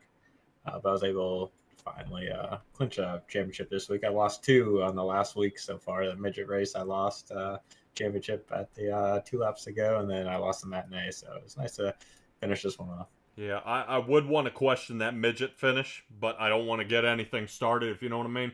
Because that was, it was looking pretty close, and then I wasn't able to get back to the spin out. What ended up sending you back to that 11th position. It was looking pretty ugly. I think Jack Hitt might have gotten that one, but at least you walk away here with the 410 division here, man. Awesome job here tonight so far. And especially here in the 410s, man. You've got this car under control. Now, what was out of your control is track selection and the car setup. Tell me what you think. Yeah, that's the last time I let the drunk guy set the car. It did not want to rotate middle of the corner, so I was on the brakes hard in the middle of the corners to get the car to rotate, and then hopefully just aim it straight down the straightaway. It was a handful for sure, though. Yeah, well, definitely getting that half a second restart, that half a second restart launch did perfectly. You had almost a 2-second lead before you were back under caution, unfortunately. But regardless, man, that 39 machine comes away with another championship in the 410 division. Winter season coming up next. I'm sure you're probably excited lining up for the 410s again. Keep in mind, schedule change. So you might have to change your schedule to line up for the 410s again, bud. Yeah, I should be able to make it. Cool that they're doing the 410 wingless. I need to get better in the wingless to keep the consistency up. But looking forward to Monday nights. Hope to not miss a Monday night this time and go for the championship on that night. So, yeah, can't wait to do it next season. All right, man. Well, go ahead and give me your shout-outs for the last time here in the fall season broadcasting here with me, man. Just some track broadcasting for all the awesome broadcasts they've filled in, I think every Tuesday and some Wednesdays and sprinkled here and there. No, I'm everywhere, bud. Yeah, everywhere. Roger's run the league and just killing it. Probably the best run league I'm in, first by far. Triangles Racing, Tyler, Brandon, and Michael just killing it this year. And got Uncle back home tuning in every day, and my wife too, Sarah. So hope to be here again next year a lot. All righty, man. Definitely excited, man. I'll keep an eye out for that 39 machine. Let's see if you change a little bit on that paint, a little more gold for where you keep winning here, bud. I've been thinking about getting that reflective. It'd be cool. So we'll see what happens for next season. All right, man. We'll keep that in mind. Patrick Spangler, your 410 division winner and race winner here tonight. Great job tonight, bud. Thanks. All right, Patrick Spangler with another championship. Man, I'm wondering, kind of like Jeff Gordon or these, Tony Stewart, these guys winning so many championships out there. I wonder if it ever gets old. I mean, it's just, you win another, you win another, you win another. It's just, they just definitely seem to rack up faster and faster and faster. And it's just, for Patrick Spangler, this one almost seemed easy, but a little weird setup here tonight caught him off guard, but definitely kept it on edge for us here tonight at Williams Grove. That brings us to our next race here, guys. Daytona Motor Speedway. Boy, that is going to be an awesome race coming up. 75 laps in that one. So let's get locked and loaded for that. Let's get ready, and we'll be back right after the commercials.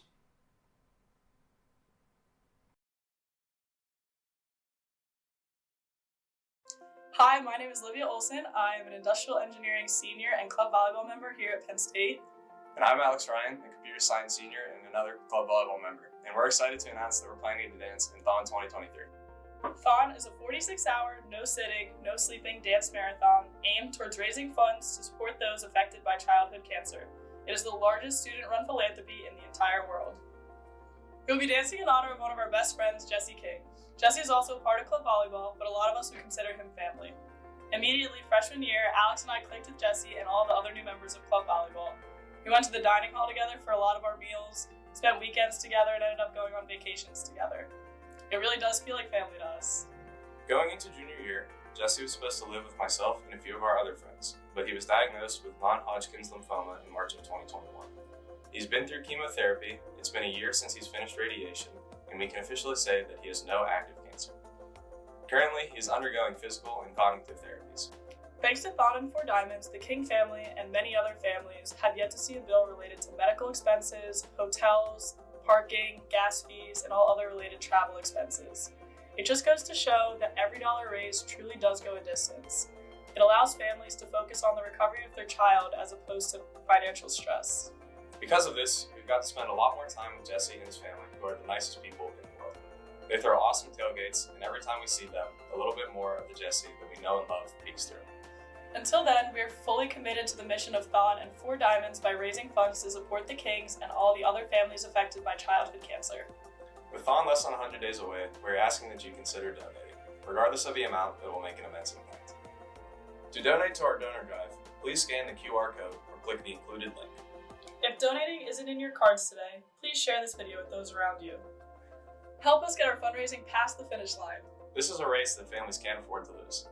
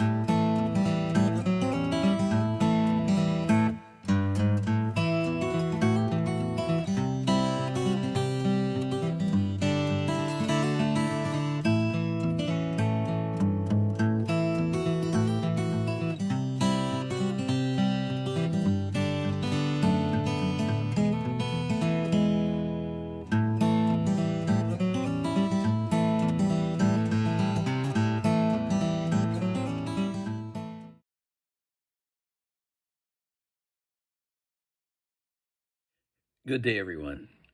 Today I wanted to talk about Movember. So Movember was started in 2003 in Australia and has become worldwide. For those unfamiliar, Movember is all about awareness of health issues for men. So a lot of men grow mustaches in Movember. That's where the name came from. And just so you know, I plan on celebrating Movember by having my prostate hocked out. So first of all, the prognosis is good because of early detection. So, and as a result of that, I have decided to declare myself the Coast to Coast Racing League Movember poster child for 2022. On a more serious note here, the average age of our league is 41. So if you're on the top side of that, you need to get tested regularly. I'm talking PSA tests, the rubber glove, 2 seconds of discomfort for maybe a lifetime of living. Also, colonoscopies, every 5 or 10 years or whatever your doctor recommends, but you need to get those done. So just reminding everybody, it's something men aren't comfortable talking about or doing. Everybody thinks they're a tough guy. Let's go out and get tested for the sake of yourself, but more importantly, for the sake of your family. And, as they say, the life you save may be your own. So we're all in this together, guys. Reach out. You can reach out to me, or more importantly, reach out to your doctor. And in closing, I just want to, I want to know if Marty Sakala is going to grow a mustache for Movember.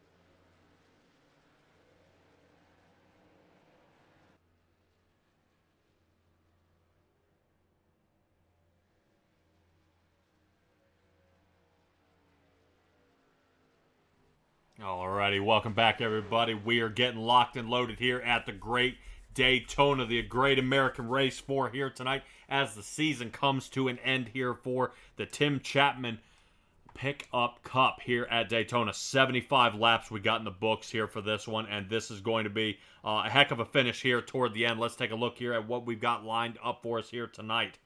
75 laps, 2 fast repairs, unlimited tires, but keep in mind that 50% fuel limit.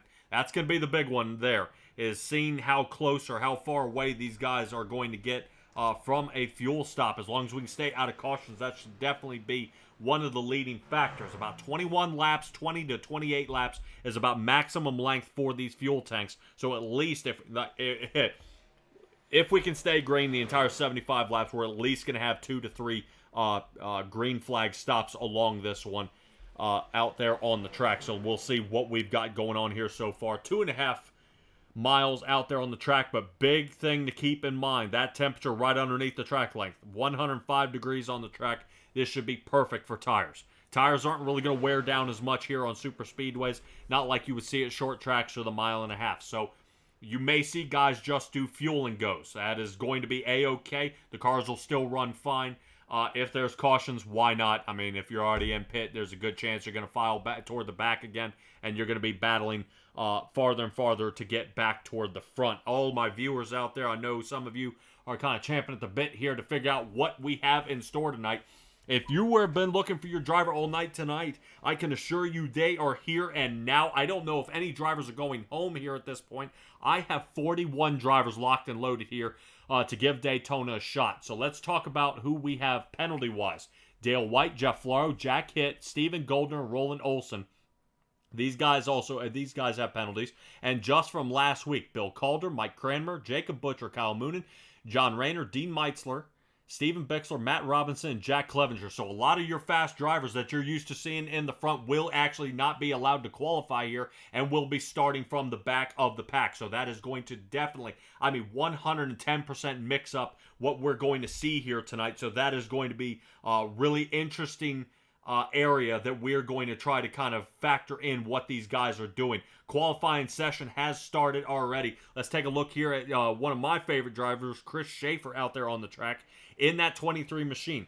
But week in and week out, no luck for him as he keeps battling back toward the front and just unable to finally get himself a win here. He has definitely raced hard and deserves it. Last week he finished 8th, so let's take a look at our top 10 as I go through them here. Aiden Young really on a tear here, no matter what it is on asphalt. Seems able to put a win in the column. Aiden Young, Andrew Smith came second, and Christopher Berger came into third. Matt Robinson out there, hopefully he is going to be able to do some damage here tonight. Damage he did last week, which he will not be able to qualify here. It will send him toward the back. He finished 4th, Brandon Dittmer 5th, Brad Wetzel in the 6th, Brandon Ishkanyan 7th, Chris Schaefer we're looking at here 8th, Zachary Chapman 9th, and Neil Strausser in the 10th. So we'll see if any of these guys can kind of straighten this up here a little bit. Chris Schaefer out there on the track right now. Dwayne Simons and Steve Maurer out there as well. Jackson Lomax, Richard Holland, Brian Dickens. So let's see who gets a solid lap time down here at this point and see what we can see out there on the track. Definitely know we're keeping an eye. Interesting line here. Chris Schaefer's taking toward the top line. Definitely for a first lap, I would definitely be doing that to heat up those tires.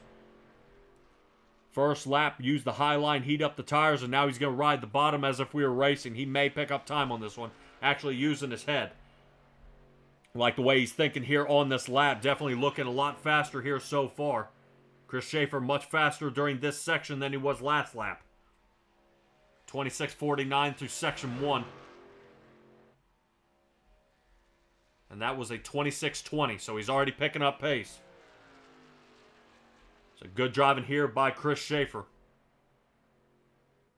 Definitely see how this is starting to mix here on the ticker up top here. So we'll keep an eye out, a watchful eye for what is getting ready to happen as we're going to see Chris Schaefer swing across this line here and see what that 23 can do.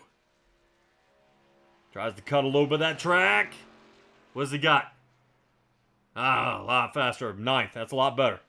So let's see if he can stay there. John Hine nails himself a second place finish. Jeffrey Kemper into the lead. Good job by Jeffrey Kemper. Let's see how Preston Cranmer's doing out there in the 07. I know he's been in a lot of trouble here lately. Just trying to stay clean. No fault of his own. Just a lot of cars bashing into him. And you kind of run out of time. Right now, Preston Cranmer sitting in 6th position in the points running. Right now, hanging out in 8th for his practice, or for his qualifying lap here. If I'm not mistaken, showing me out there on the track. I don't think, don't know if Preston Cranmer here has got another lap for us here. As 9th is where he is going to sit. Definitely want to put a couple extra laps in as well. Want to see if Jeff Floro has done anything. I haven't seen any time out of him, but he is one of our penalty servers here tonight.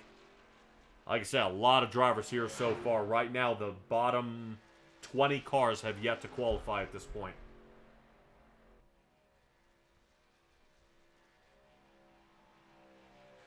Boy, man, Joseph Canellis, look at that. Joseph Canellis with a fast time, 6th place. Excellent job to see a Salty Dog get up high into the qualifying position here tonight.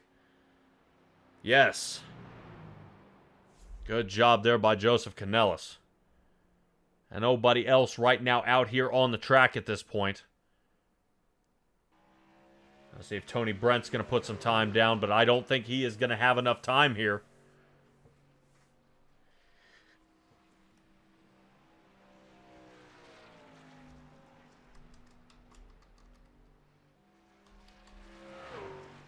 As qualifying has completed here.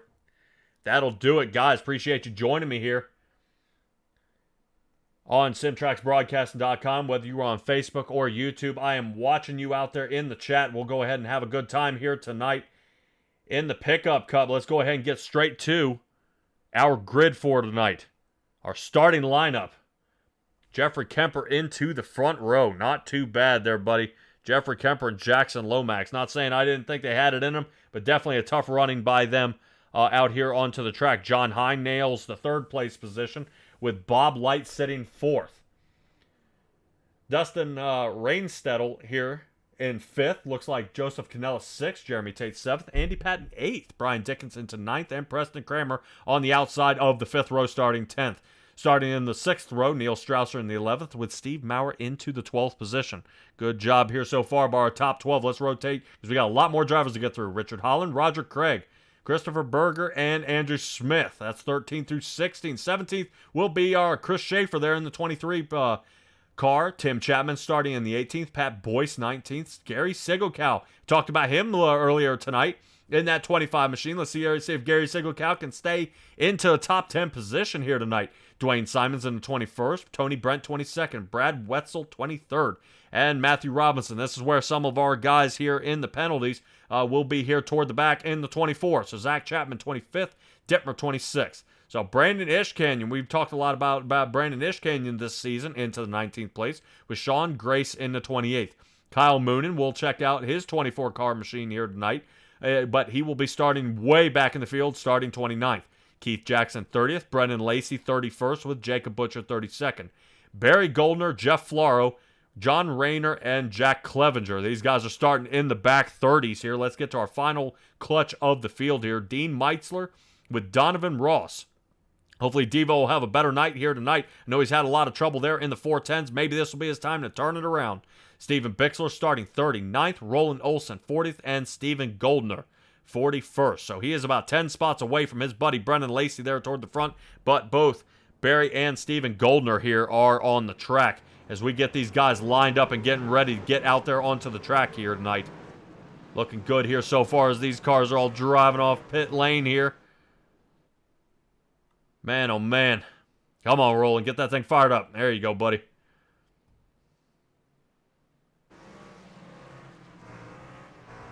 Few guys are having to start from the pits tonight. Right now in the points lead, Bob Light is leading the points lead here so far. And we saw where Bob Light is starting, of course, where we always see him, front row. Well, close to the front. At least top 5 start here for him so far. That is looking really, really good for him at this point. Hopefully we'll see a lot more of Bob Lighton and his excellent driving skill later on here during the race. But let's take a quick look at that 77 machine, who just seems to really do a fantastic job week in and week out. Really looking to see if he can showcase some of his driving skill. Like I said, we've taken a lot of ride along with him. We've done shorts about him, about the way he drives, and he's able to handle himself. So super speedways, this should be, in my eyes, his to lose. This is definitely going to be tough. The Professor, John Hine, will be on the inside of him, so that is going to look very, very tough here for at least, to me, the top 10. This is probably one of the toughest top 10 I've seen in a long time here out of the Coast to Coast Racing League. But that Steve King Ford Mustang, lights are off. You know what that means. That means we're going to be heading green immediately at the line. As Barney's getting locked and loaded here, got the green flag in his hand. Jay Strausser, let's go. Neil, let's see how Neil does out there. Neil Strausser starting 11th, but the green flag is out, and away we go, starting off this one to the season finale here at Daytona.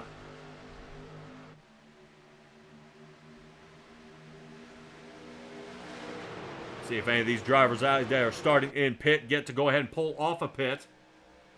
These guys are having to really scramble to get up to speed out there.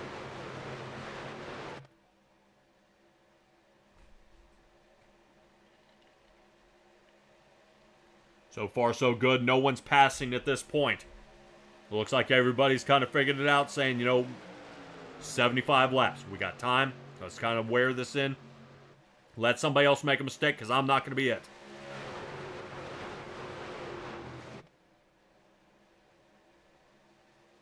Oh, man. Got a little wiggle back there. Looks like a wiggle back there around that Steve Maurer area. Actually, it looks like Christopher Berger in the number 2. Got a little loose coming out of 4. That's to be expected. He's just got to be careful because he's got a lot of guys around him. And one thing to keep in mind is when these guys kind of get going down the track here, they start getting that tunnel vision. And the key is to remain calm and not kind of panic. Let's see if we can take an inside ride here, actually, with Chris. No, not with Chris Schaefer. Let me see if I can find. Where's Gary Sigelcow? There he is. Let's ride along with Gary Sigelcow a little bit. This is what he's going to see. He's got boatload of cars in front of him. And the key is not having that boxed-in feeling. He doesn't want to feel like, I've got nowhere to go. Because this entire area is completely surrounded. And the key is just to remain calm. Somebody will make a mistake, the line will get faster, and it'll start forming up. So right now, this is a perfect time for these guys to just kind of mellow and wait. The outside line will actually form, but the draft has got to get much closer as we see a huge gap here as Gary Sigelcow's down on the bottom. The 888 of Steve Maurer out there, and it looks like Brian Dickens in the 122. So there's a huge gap there on that outside line, allowing for a bit of an aerodynamic area here, and you see the inside line now starting to scoot around that 37 machine of Tim Chapman. Tim Chapman looks like he's kind of steered away from the South Park design here so far. Now doing a quick little throwback there to a little Dale Earnhardt here for Daytona. Definitely maybe kind of rallying for a win here. Can't blame him. Definitely Tim Chapman's been having a little bit of trouble during this season, especially his league. I know he's had one win here, I believe, so far. Yes, one win here so far. Right now, Timothy Chapman is in the 4th position with 696 points. Zach Chapman is sitting there with 698. So right now, between the two Chapmans, father and son, we'll see who can get the better of it right now. Tim Chapman sitting, boy, kind of mixing up here, boys. All right, sitting about that 13th position. Zach sitting about 22nd. So Zach's got a long way to make up, but we've seen he can do quite well and fight his way back toward the front, but there's still a lot of race here left to go as we are breaking the line, caution-free after 5 laps. Looking good so far. This is the kind of racing I like. You kind of see guys starting to kind of pick at this point. Which line's going to work out, which line's going to happen. Now, what needs to happen, actually, is here on this front line. Starting with Neil Strausser in the 68, who's moved up 8 positions, and his Ford on the outside now needs to get a huge shove here to keep that outside line rolling. Right now, that is going to be up to Jackson Lomax and Bob Light in the 77. But that outside line's starting to fail a little bit if they can't crunch it together. Because I'm sure Neil Strausser and that Miller Lite car would like to get going, but man, are they wiggling. If any of you guys tuned in Sunday to the big show, you'll see what the wiggling can do. As soon as you take the downforce off the nose of the car behind you, it'll actually create the rest of the line to wiggle and create an unsafe line. Same with the guy behind you. If you move behind him, so like right now, the more Neil Strausser keeps getting the downforce taken away the rear end, with Jackson Lomax wiggling, you see the 68 starts losing control. But Neil Strausser, great job here. Jay Strausser, way to root him on, because Neil is about to battle for the lead here on the outside of Jeffrey Kemper. Outside line is finally formed up here, and now Neil Strausser has the lead. In the front he goes. Jackson Lomax seeing if he can squeak a second place, and Neil ditches him. Drops down to the bottom and blocks out Jeffrey Kemper here in the 181. John Hine, loose. John Hine's getting ready to lose it here. Wow. Definitely some wiggling out there on the track. Definitely a low steering ratio can cause an issue with that. Jeffrey Kemper peeking toward the outside and seeing if he can get Jackson Lomax a little bit of that push he was getting before. Yeah, this does leave John Hine and Neil Strausser kind of hanging out to dry. They need another pusher here to keep that front line, to keep the inside line moving. Jackson Lomax connects. Bob Light keeping good area here. You don't have to touch nose to tail, but it does help. But it increases the danger of spinning out.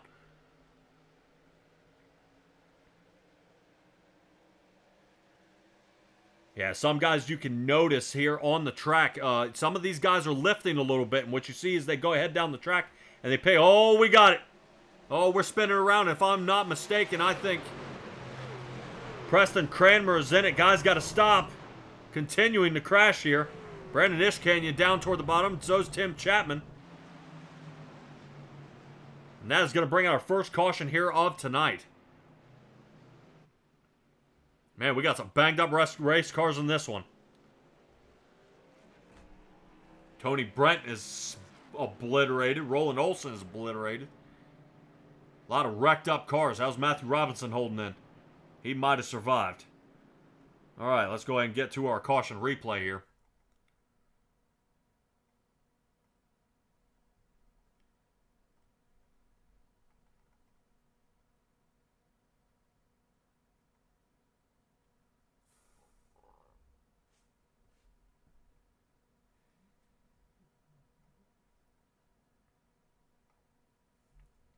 Alrighty, let's try to get her going back here. It looked like it was around that Preston Cranmer area, and that's exactly where it is. We're taking a quick replay here. Looks like Brian Dickens may have gotten a run and tried to make a lane that just wasn't there. This was kind of a silly move, but watch how the outside lane, starting with Bob Light. Joseph Canellis, 87.07 of Preston Cranmer, checks up. Now what Brian Dickens is doing here is he goes to the outside, clips the wall here. Boy, that's not a good look. Let me see if we can find something kind of top side here. Let's take a look kind of down on them at this point and see. Yeah, this looks like netcode. You see they're not even touching. And then it kind of begins from there. Sickle Cow guts into the side of Preston Cranmer when Cranmer loops back down. And then we got the pile up. Oop. Preston Cranmer blinked out here. Uh-oh. Let me see if I can find somebody who's a little more connected here.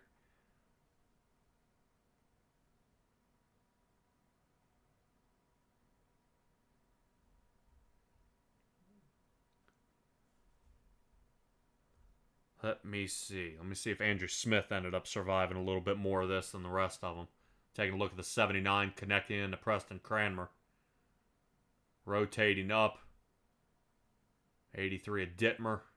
41 of Boyce, I believe. Wow. 53 rotates back up to the track. 83 is not finished yet. He's still getting hammered. 302 John Rayner. He gets hammered. Oof. I think that's the 41. Pat Boyce back up the track. Yikes.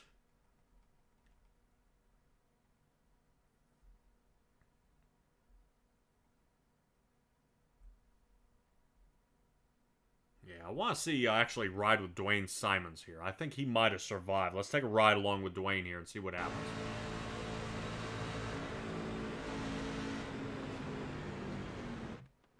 Oh, man, what is it with the blinking out here?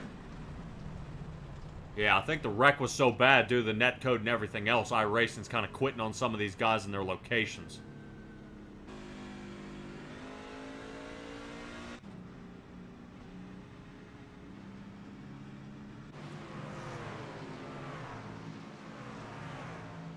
That is going to bring us back. A lot of guys coming down pit at this point. Jackson Lomax, Ryan Stedel, Jeremy Tate, Sigelkow, and Dickens did not come down pit. Yeah, interesting to see, actually, Gary Sigelkow not coming down pit at this point in that 25 machine. Doesn't look like much damage. I was a little concerned of the damage that might be on the side of his car.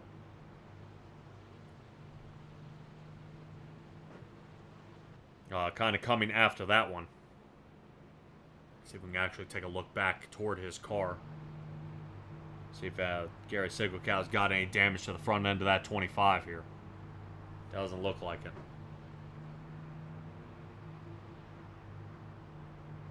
Although iRacing does play it as looking like a crease there, but hopefully we'll be back underway here momentarily. If I'm not mistaken, I believe the pace car lights are off. Got there in the chat, Strausser to the lead. Strausser was in the lead there. And I believe now Strausser is... where in the world did he go? Back to the 11th position. So Neil Strausser, one of the guys to pit there on lap 8. Definitely might be an idea to try to stretch it out on the fuel. So I can agree with that kind of a call. All right, Barney, give it hell. All right, back under green we go. That's going to get us going here. Man, definitely an interesting start here. A couple guys already shifting on, unlike the last time. We saw how they were kind of trying to be a lot more patient. Matthew Robinson area. Around the 15, you're starting to see a little bit of a gap and almost a 3-wide condition back here. Around the Jeff Floro area. Trying to see who that's kind of slicing through the center here. I don't know if that's Joseph Canellis who's ended up sliding back in the pack here. Joseph Canellis did pit on lap 8, and now he's fallen way back down to the 18th position. But it doesn't look like it's caused any problems here on the track.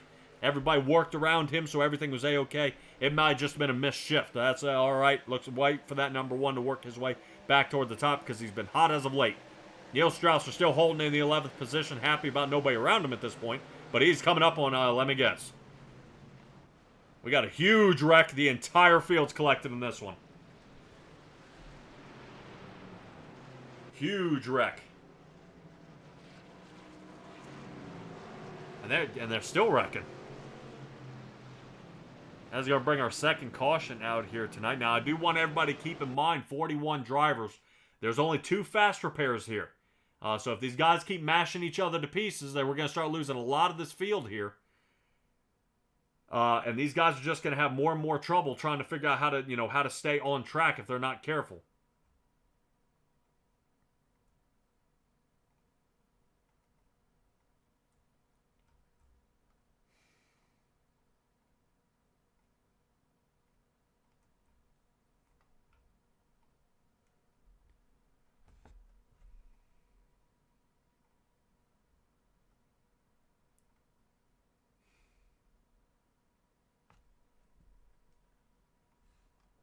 Give me a second. Let me see if we can find something going on here on the track.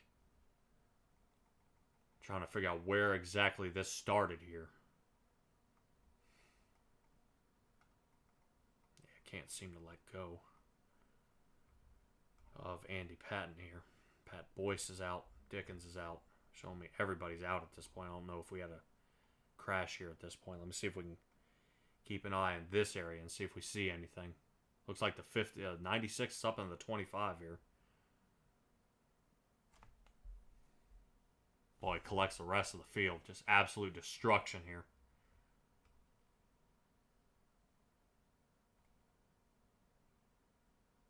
Absolute destruction.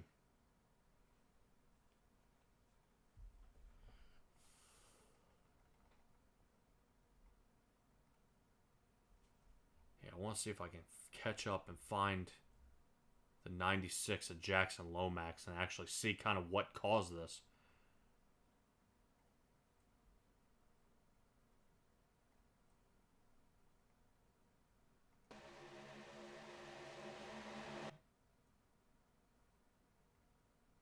Oh, Single Cow's in a 3-wide condition. Looks like he contacts the 96, which gets into Chris Schaefer and starts the pile up.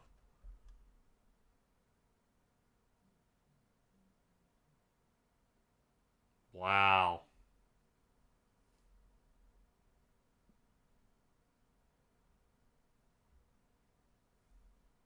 Wow.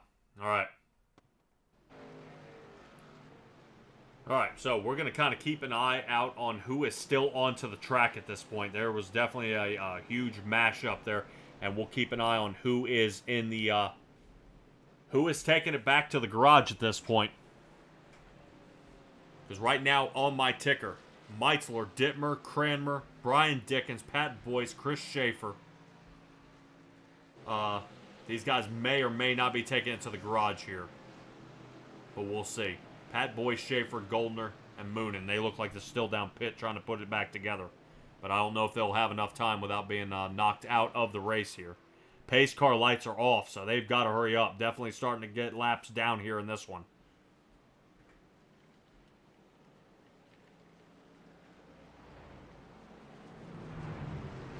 We've got a few new leaders up front, but who is not, who hasn't moved around a lot is Bob Light. Bob Light up one position in the third. Roland Olson, check that out. 36 positions here, sitting in fourth. Toying around with another gold dog bone here.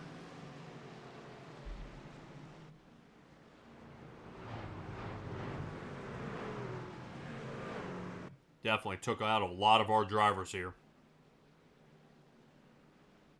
As you can see, we're starting to kind of thin out here pretty bad. Like I said, that one collected a lot of drivers here. But it looks like everybody's trying to stack up here and get locked and loaded. Give this one another shot. There we go. There's everybody coming back out of pit. So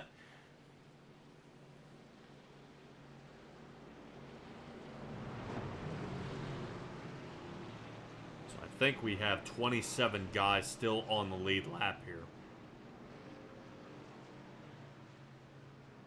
Might be wrong. Might be 29. Still on the lead lap out of our starting 41. Definitely something we'll watch out for out there.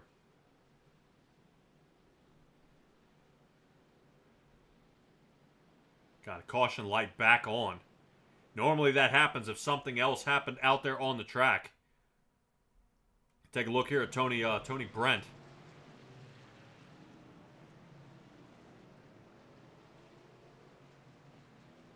Okay. Let's have a disconnect here, which unfortunately is going to run us another caution lap. Tony Brent may have had a problem here.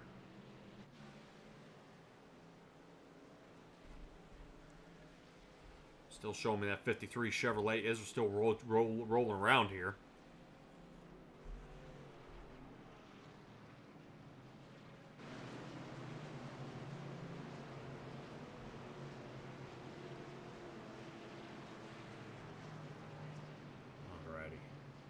I'm not mistaken, both our Goldner, Steven, and Barry are out.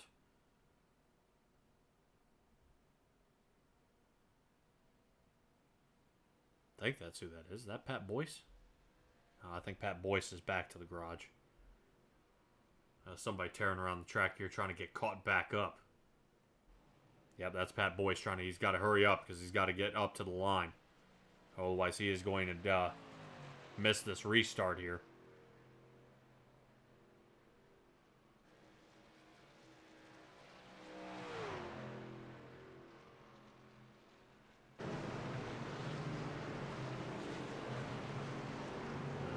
Sound of that means we must be catching up to the pack here. Right now, everybody about single file there toward the back. Boy, this is starting to really kind of choke up to be a weird one. Hopefully, we'll kind of clear these cautions up there just a little bit. Gary Sigelkow kind of the culprit of the last one, starting 14th there in the back. So we'll see if he can do a little bit better here. So get back under green flag. Definitely, you guys just got to calm down here. Boy, and you kind of see the wiggling already. Definitely starting with the 37 there. It looks like Tim Chapman kind of making a little move around here. Lane switching starting to happen. Joseph Canellis down on the bottom.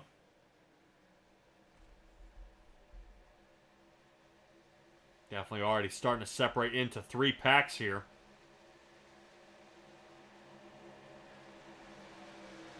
Gary Sigelkow with a bunch of speed here. Reeling in Jeffrey Kemper, who's in the front lane. Jeffrey Kemper had some time to lead this race here, but he's kind of been on the back foot since he was passed. Man, look how much these guys move. Oh, man, Chris Schaefer. Oh, whoa. There's Roger. Boom. 78 at Jack Clevenger, and it looks like Chris Schaefer's totaled. I would love to know who just got sent to the moon. That was crazy. Who in the world was that?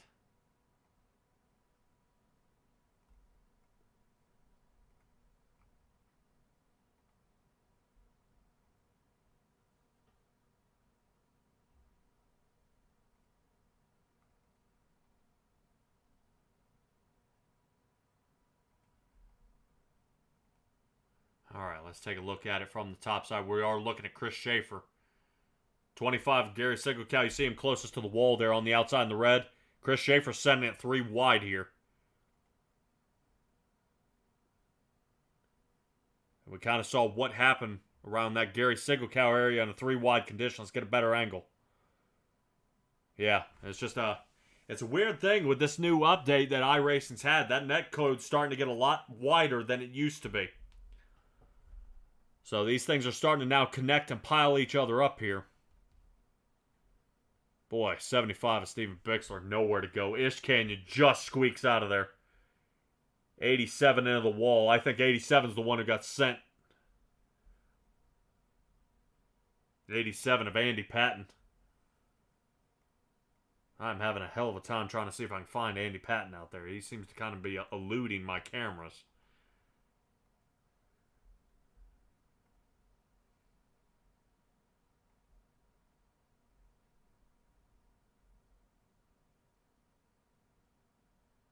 See? He goes up so high and gives up on his car. On his truck. That was... Oh, man. Definitely just kind of a dumb move. I think that's all you can kind of say about it. Is just it was just... It is what it is. But it was just kind of a silly move there.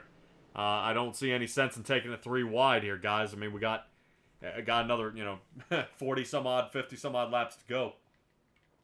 So I know definitely tempers are getting ready to start heating up here pretty soon because the green flag runs were looking good. The green flag runs kept getting better and better, and now we're on the back foot again, fighting this one out to try to see if we can survive. But the Saucy Dogs racing team has got to be enjoying most of this as their team's now starting to flop from the back to the front. Roland Olson and John Rayner now will be in the front row. Olson up 39 positions, so almost the entire field.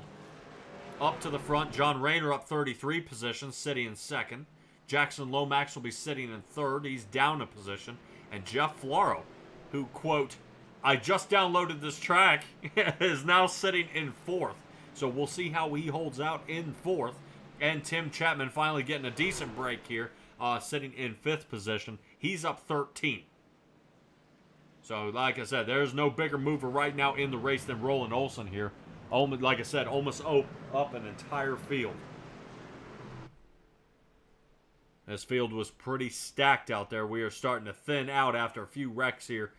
Definitely don't want to mash these guys up.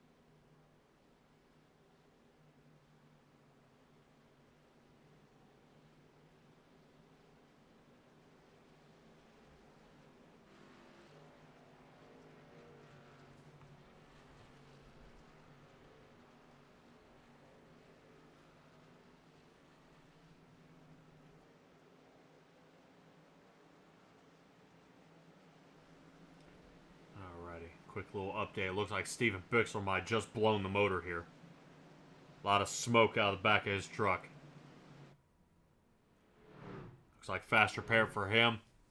Yeah, might as well. Fast repair. 4 tires. Get back out there.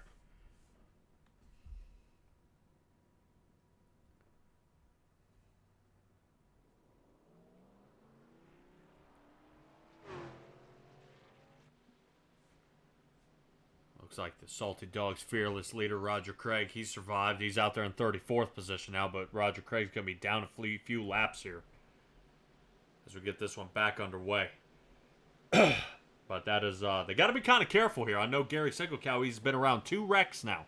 That's the second one in a row, so they got to be very, very careful. I know that incident points are on the line as well, so even if your car can survive all these wrecks, it depends how much. And if just contact with the wall is 2 or contact with another car is 4, one of these pileups will add up pretty quick.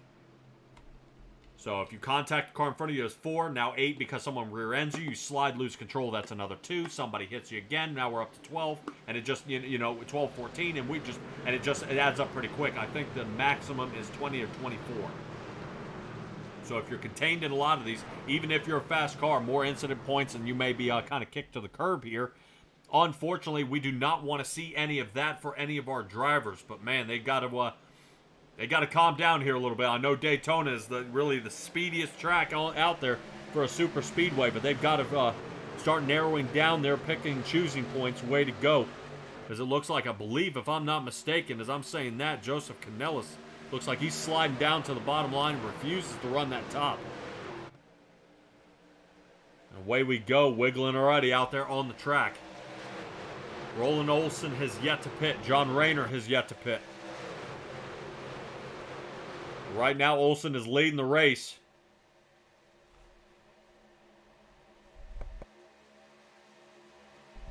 We're starting to separate. Looks like almost a 3-wide condition here toward the front.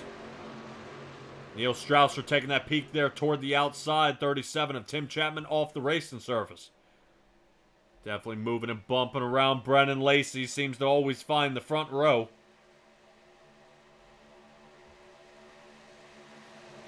So we get going around this one. Brennan Lacey on the outside of Roland Olson here. Getting a huge, good push here by Neil Strausser. And Neil Strausser able to find his way back at least top 5 position for now. 48 rolls to the middle of the track. Oh, Roland, where are you, bud? Man.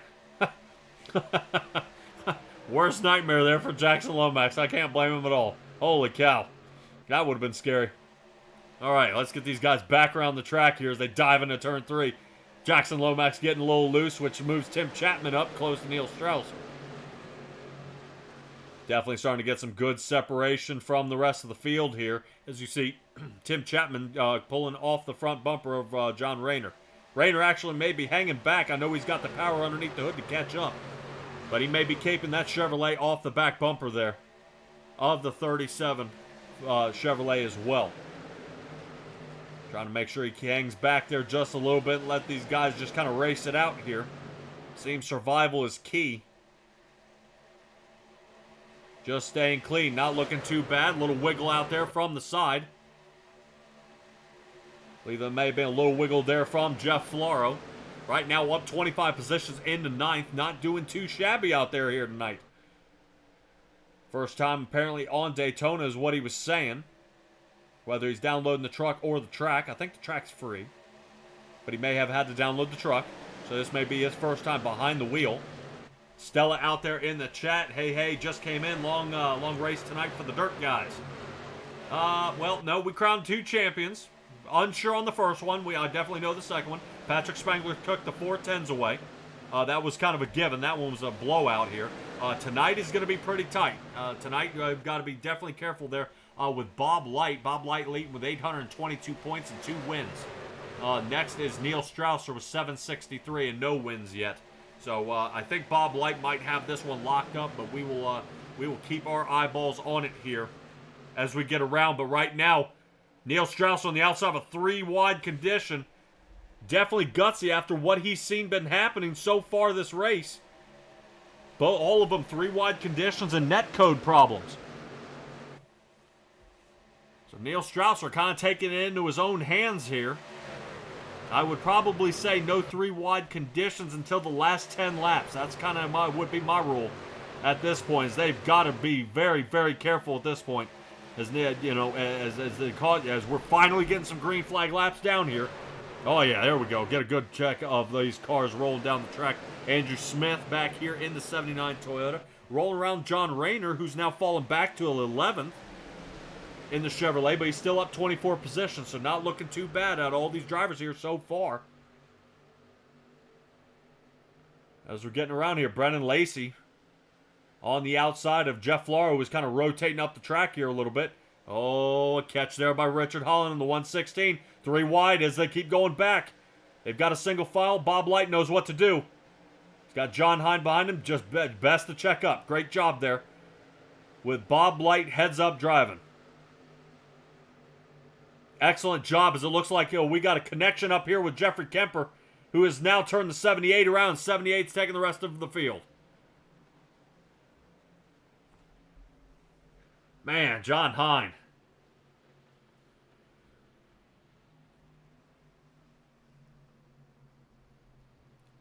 It's going to bring out another caution here. I know it says second one on the tower, but that is not the case.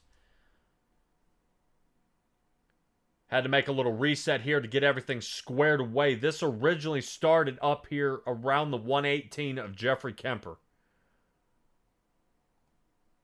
And I think it actually started beyond that. So while we'll kind of creep through this one just a little bit, taking a look at the 181, check what happens here. 181 tries to move right there and kind of hooks the 302, sending the 181 up into the 78.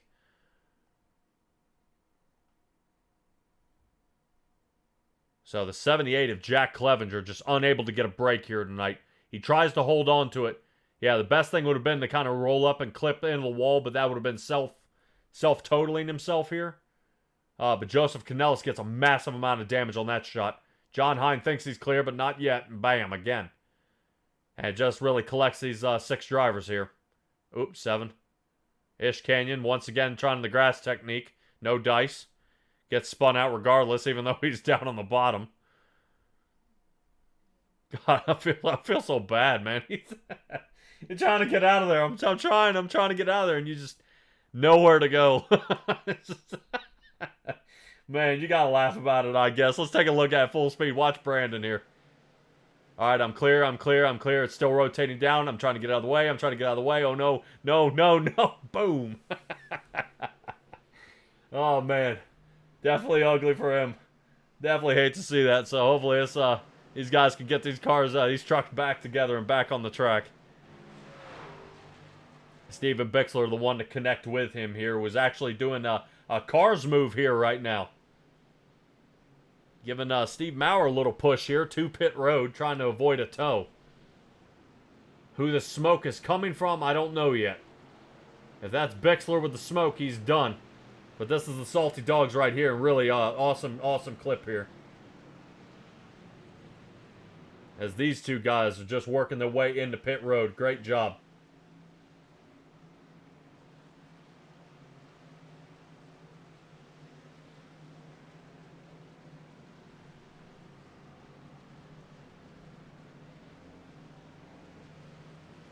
Alright, let's see if we can take a peek down pit lane and some of our guys down pit lane here.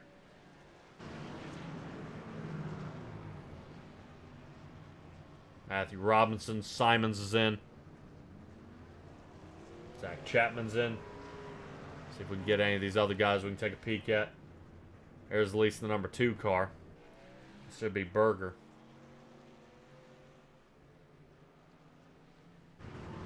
Christopher Berger here. Looks like 4-tire pit stop for him. But he may be fixing a bunch of damage here.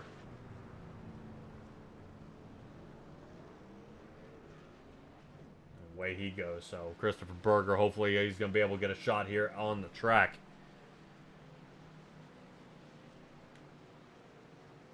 Still a bunch of cars kind of messed up for this race.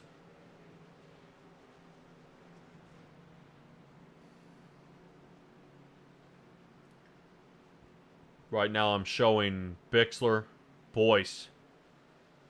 I I believe, if I'm not mistaken, Patton, Goldner, Dittmer, Cranmer, Meisler, and Dickens. These guys are all out of the race. And that may do it for them. It looks like Chris Schaefer, he has survived it somehow. I don't know. He is still alive out there. After an extended pit stop for him. Almost a 7-minute pit stop. He's allowed 10 into the garage. 10 before they send him back to the garage. I believe that is at least for the next-gen rules, but he's able to stay out there as well.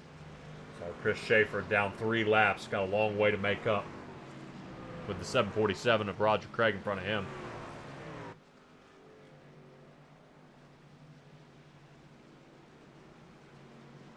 And Roger Craig, he had about a 4-minute and 15-second pit stop. I think these guys are starting to run out of quick repairs out there. Well, let's rotate to our man in the lead, which you wouldn't believe. Jeff Floro. I'm going to come for tonight. I'm going to call Jeff Floro Mr. Download. Jeff Floro here in the lead of the Daytona finale race here. Gary Segelkow will be starting in second. Dustin Reinstedel there in the third position. Bob Light fourth. Donovan Ross up 33 positions in the fifth. Keith Jackson starting sixth. Tim Chapman in seventh. Brennan Lacey eighth. Jackson Lomax into that ninth position.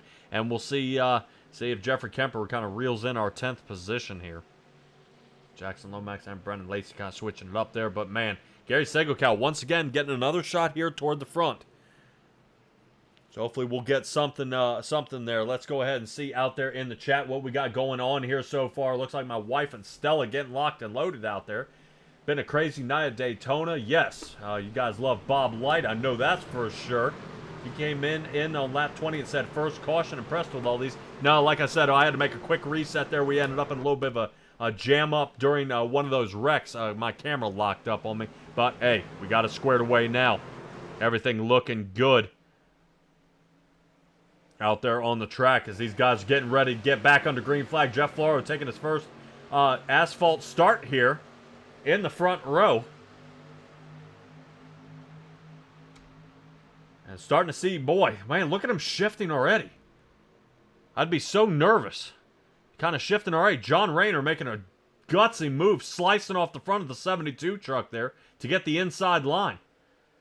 Now the 302 and the 68 are about to connect here in a little bit. Hopefully these guys are kind of able to be nice and easy here. 15 is out of the way.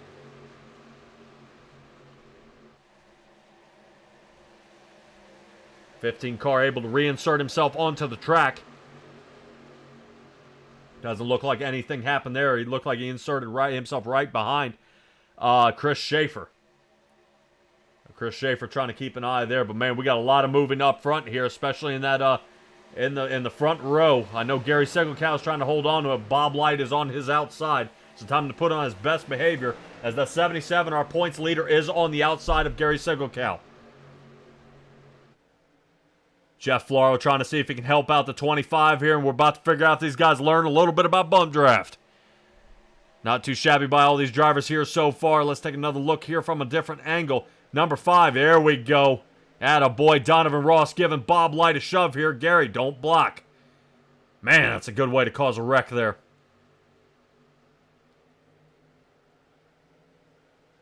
Alrighty, Jeff Floro working with Gary Segelkow on the bottom. Gary trying to watch that roll out of this turn here. Good, he held it. Looking good. So far, so good. Another green flag lap down. 32 laps getting underway here. And it's definitely been hard pressed for some of these drivers. Some of these drivers still coming out of the dirt. So if they're worn out from the dirt, they're having some, they're definitely going to be worn out after this one. That's 75 laps at Daytona.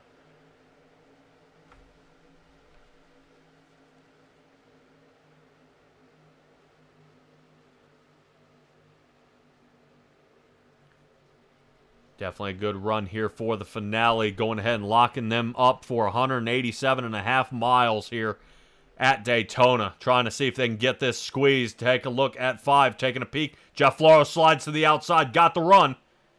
Does Bob Light want to work with him? Bob Light may get in behind him just enough to relieve a little bit of that downforce so Floro can pick up a little more speed, and he does. Floro now has the lead as Single Cow's working his way back. Bob Light trying to maintain position is now Floro.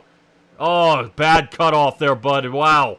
Floro into the rest of the pack here, collecting the entire field once again, and I guarantee you we got another 5 or 6 more cars out of the race. As these guys are running low on fast repairs. Number 2, a Berger caught up in it. Zach Chapman's caught up in it. And that is going to be very unfortunate for a lot of our drivers here toward the back. Yeah, Floro came down way, way, way too early. And was not clear.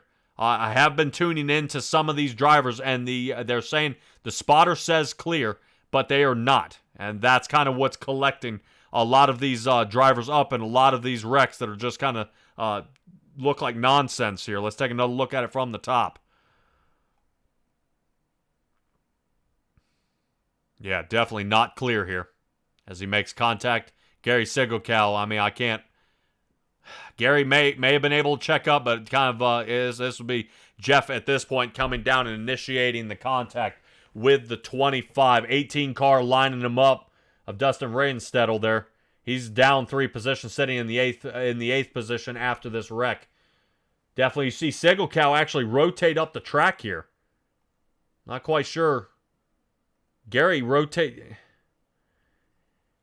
I'm just trying to break this one down here a little bit. It looks like Gary Sigelcow actually rotates back up the track after he makes contact and is still kind of turning right here and taking a few more guys with him, unfortunately, here, but he's got to continue the battle.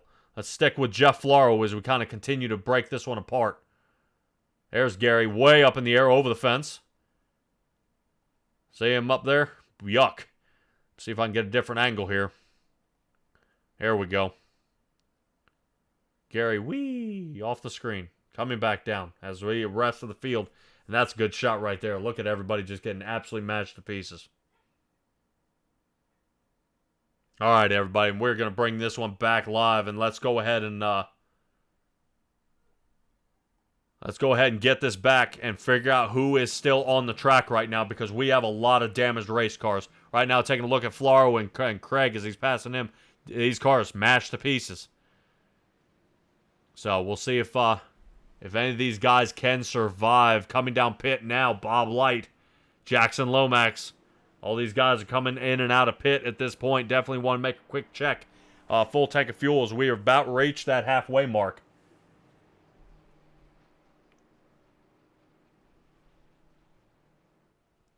So right now, showing me in the ticker, Bob Light and Joseph Canellis will be 1 and 2. Devo will be 3rd. Brandon Lacey 4th. Brandon Ishcanyon finally getting his break. 22 positions up into 5th. That's not knocking Devo for his 35 position increase, and Brandon Lacey with his 27 position increase. Jackson Lomax has fallen down 4 into the 6th. John Rayner up 28th into 7th. Neil Strausser up 3 into 8th. And right now, we'll see who the race off pit road is. Right now, showing me Matthew Robinson. Up 15 positions into 9th. And Jeff Floro, after creating that last one, kind of a silly move there. Quick, fast repair there. 10th position, up 24 where he will be.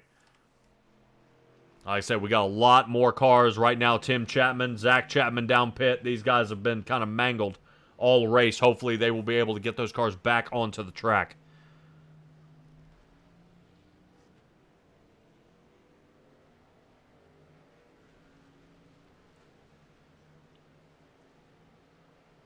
Gary Sigelcow, Chris Schaefer here. Jeffrey Kemper's down pit. And these guys are in here for an extended amount of time, about 3 minutes apiece.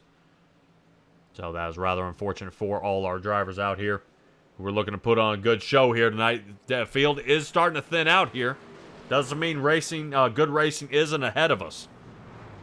Definitely should be looking for a good show here so far. I know I'm hoping some of the dumb mistakes here. I think if Floro just kind of held his line there. But there's one thing as super speedway, there's no sense in blocking. You know, we're not in the last 5 laps or so. So I've heard a lot of veteran drivers just say, you know, just kind of tuck tail, fall back, or start working with the line you have. You know, if you don't have somebody willing to push, like I'm noticing Bob Light, He's surviving this race right now, but he's also not going nose to tail with another truck, which is, of course, not causing any cautions for him at this point. So I don't know, if that's really his kind of his motto here he's looking for, or what's, if that's working, if it's working out for him perfectly. But take a look at John Rayner here. A lot of damage on the left side here. Let's take a look at Devo out his front nose here at the back of Joseph Canellis, who has a lot of damage on the back of his truck. And then one thing you don't want to mess with is aerodynamics here, especially on a super speedway. That thing may get loose on the rear end and try to start walking him around here. But Devo trying to see if he can do his best out here on the track here at Daytona.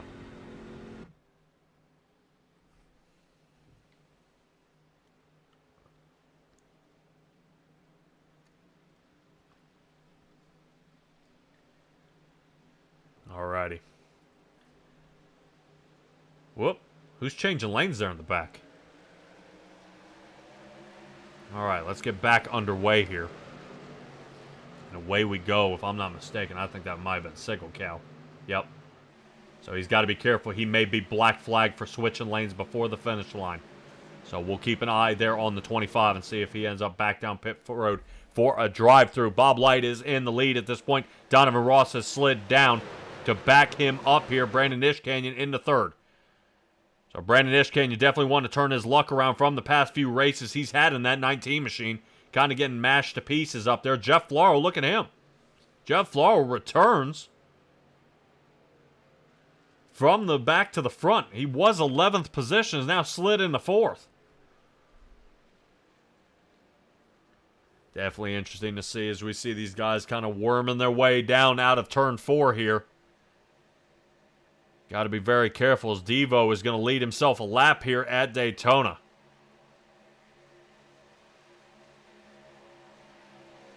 Jeff Floro trying to look for that second position here.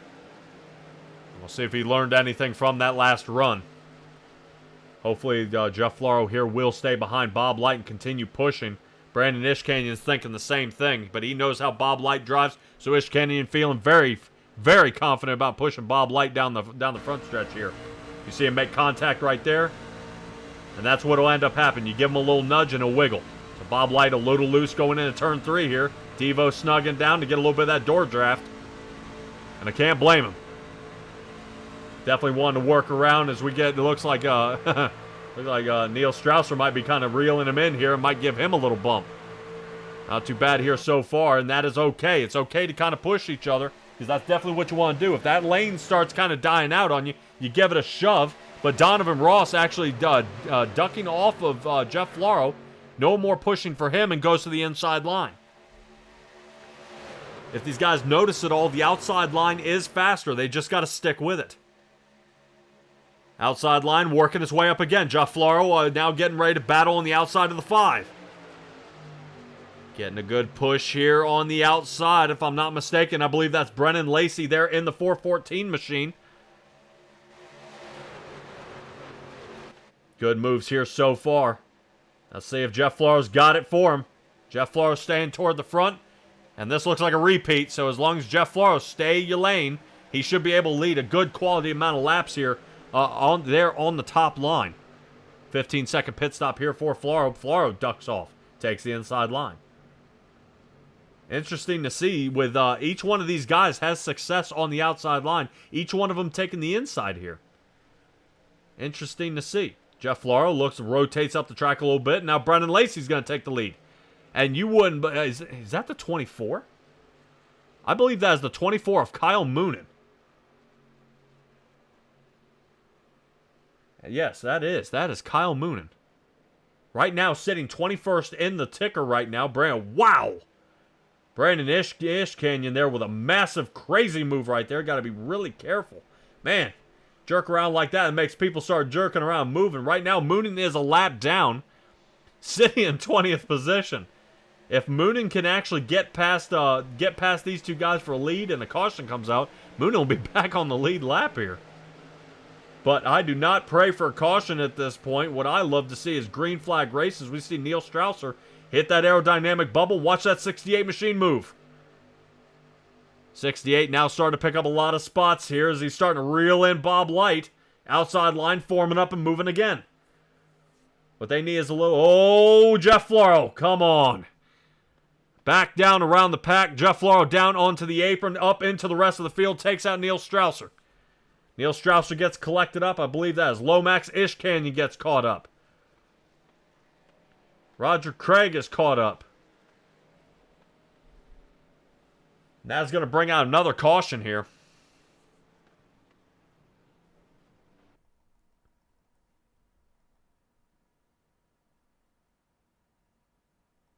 Definitely kind of being a little bit of a pain by some of our drivers here. Right there, you see a little bit of our caution replay ticker here. A couple of those were actually from Sunday of the wrecks we saw at Daytona. That's another one as well. Looking pretty good. All right, let's take another look at it here.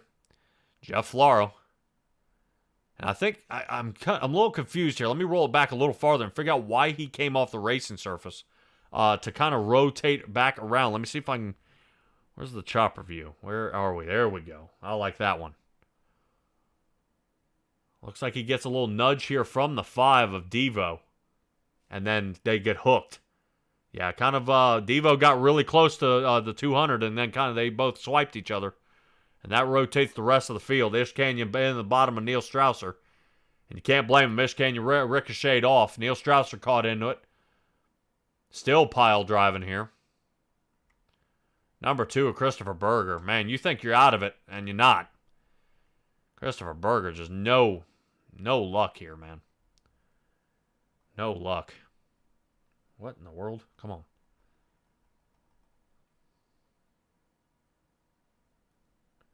Yeah, let's take another look here at Christopher Berger full speed. The number 2 car there toward the top is this one. You see a good checkup. He stops. He's okay. He missed. Everything's good. Yes, I'm okay. Why? Man. This just can't get out of it. All right. Well, it looks like Christopher Berger back coming live. Christopher Berger looks like he's survived. He's still out there on the track. Got a lot of work to do out here. I know he is. He cannot be really excited about the damage to that race car. We see him reeling back up to the back end of 747 of Roger Craig here.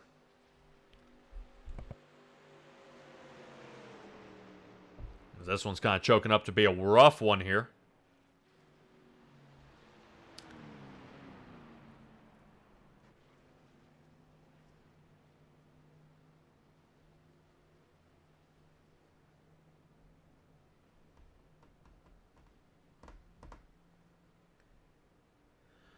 Alrighty. So, Jay Strausser out there in the chat.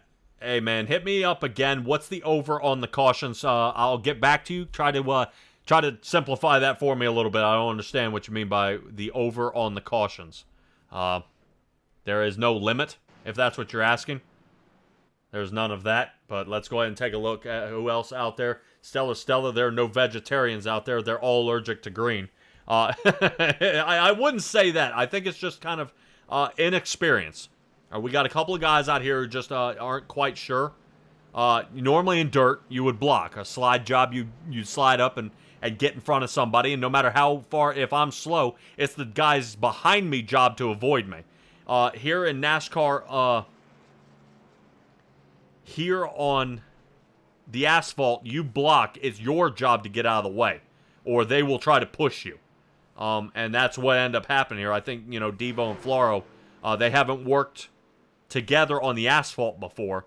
So when Floro rotates up, Devo gets in the back of him. The two of them, and if either one of them slide, that'll slide off to the side. So,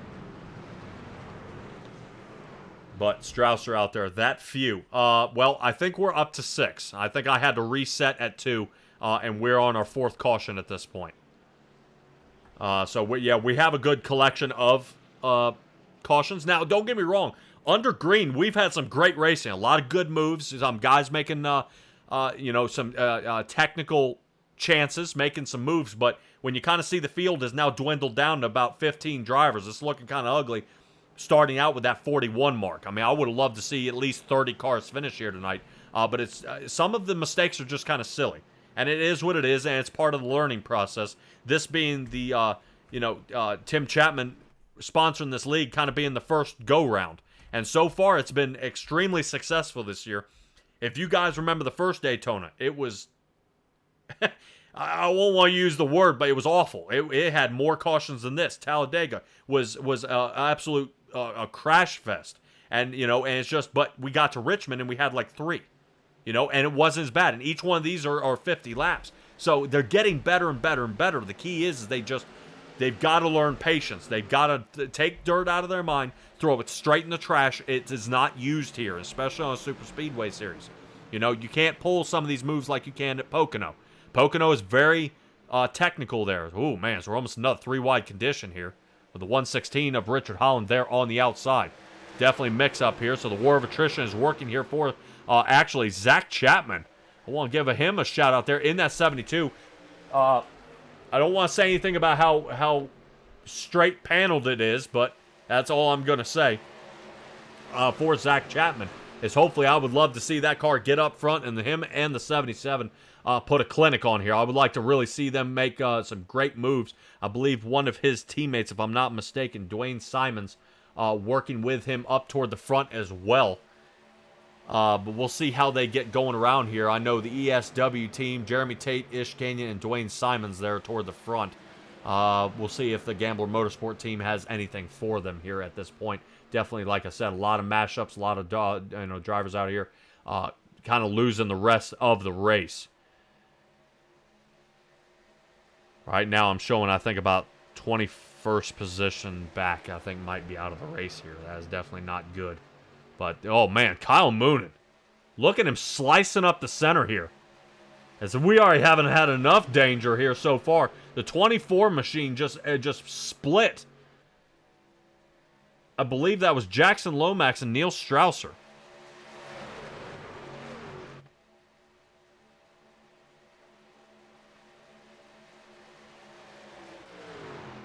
Yeah, I may be wrong on those numbers here. Some of these guys are lap downs, kind of shuffling around here a little bit. And that one right there, I just can't get the number. 53, I believe. 53 machine right now of Tony Brent. Sitting into 7th. But Kyle Moonen on a hard charge. Look at him. Flying up the side here. And keep in mind, Moonen's laps down here. He's still a lap down. But he's racing like he's in the lead. Can't blame him. Get that lap back when you can.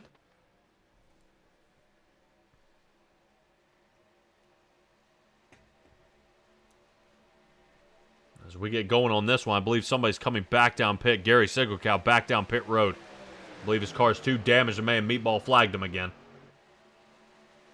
Back down pit road, so... looks like we may have a lot of green flag laps in our future here, as long as Brennan Lacey can keep it off that yellow line. You saw it buck him there just a little bit. Dwayne Simon sees it, lets off the gas just a hair, and he'll get right back on as they head back down the back stretch here. Halfway through lap 48 here, still good driving by a lot of the drivers that remain on the track.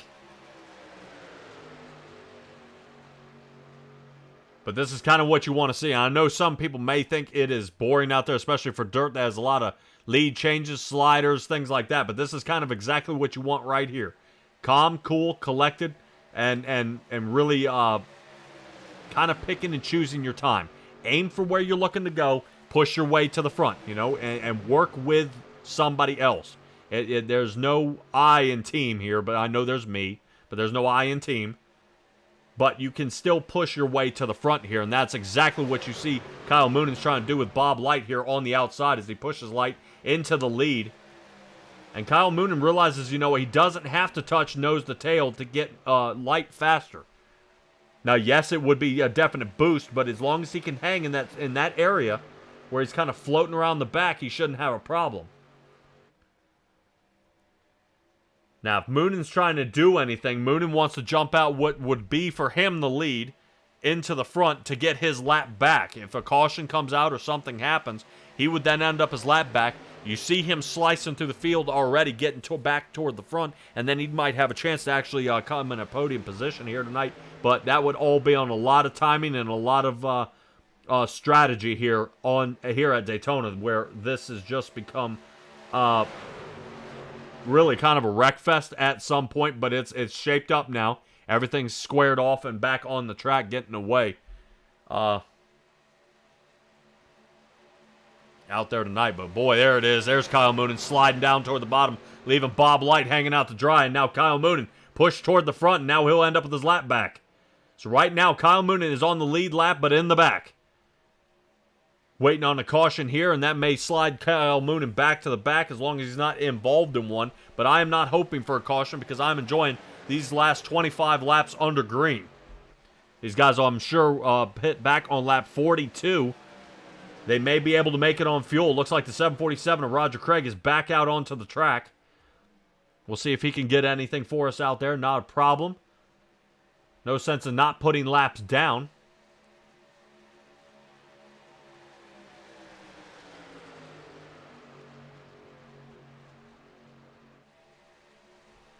Very gutsy move here, looking at Brennan Lacey working with Kyle Moonen here toward the front. Right now, Kyle Moonen's got nothing to lose. He's a lap down, but who needs the lead is the 414 of Brennan Lacey to start putting some distance on the rest of this field.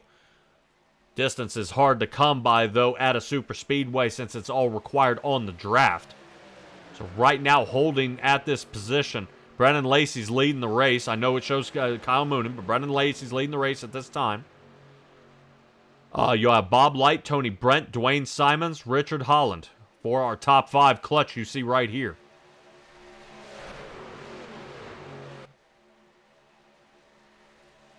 Looks like on the outside, 53 of Tony Brent making it happen here on the outside, pushing Bob Light back to the front. Bob Light sees that outside line's working. We haven't seen him ditch it yet. Be good to see Bob Light hang up there and let the 53 continue pushing him here. But they're going to kind of expect, I believe, the 116 of Richard Holland up 9 positions in the 4th. Right now, he is the anchor. He's got to start pushing the outside line here so they can break free and maybe they can all slide to the bottom. But right now, that 53 needs the 116 to kind of choke up on him. There you go. Get much closer, and then the outside line can start working again. But the inside line has the run. 0.25 of Dwayne Simons gave it to him. And now it will be kind of a duel here down the back chute. Into turn 3 we go. Zach Chapman up to that 6th position. Not too bad here so far. Out of Zach Chapman, and want to give it out there to Kyle Moonen. He actually served a penalty before this race. It looked like a little something happened there.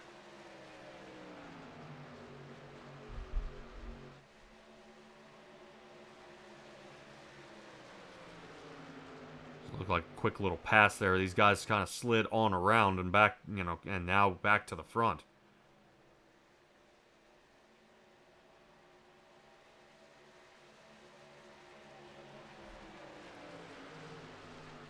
Yeah, Kyle Moonen way out of this one. Yeah, I don't know what happened to Kyle Moonen. It looks like he just kind of died, lost all his speed here. I'd be fighting a little bit of aerodynamic damage, was now putting on a clinic. Back toward the back. He's now having a hard time really fighting this thing, and here he comes. Oh, come on. Stay with Kyle Moonen here. He almost clipped that wall. So you see him coming off of 4. That truck is definitely playing up on him. 24 blocking the 025 here. 24 best to slide in behind the 27 there. There you go. Damaged car, see if he can slide in behind him and keep it going, which puts our race leader and points leader, Bob Light, at the head here of Daytona. Definitely shows that a good patience here is keeping good order so far. As Bob Light is coming to the line, he'll be seeing 20 to go, and he's got to be thinking about fuel. Will he make it to the end here? On fuel, or is he going to need a pit stop?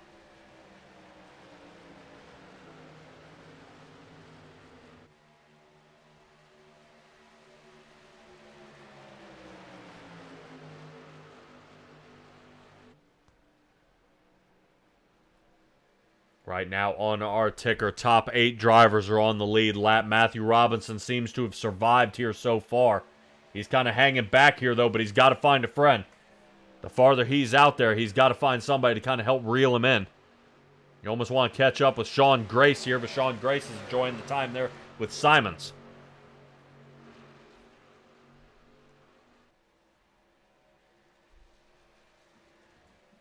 Ironically, faster times on the track are held by Simons, Grace, and Robinson. And Simons now really on the move here. Must have gotten that, hit that bubble and pulled his way on through. Simons now on the bottom, tucking in behind the 116 of Richard Holland. Looks like Brendan Lacey's going to have to tuck tail and snake in behind him. And Matthew Robinson praying he can just kind of reach up there and grab a hold of somebody. So the fishing line is out here for Matthew Robinson to see if he can grab a hold of Zach Chapman and reel him in here.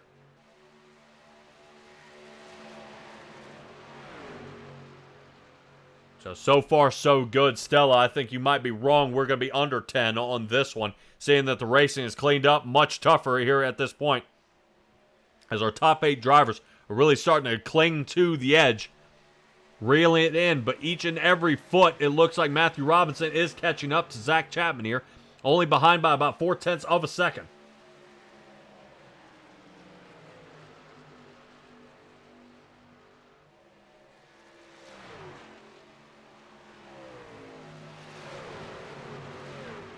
Right now, out of this entire chunk here, Brendan Lacey's up 26 positions, hanging out in that 5th spot.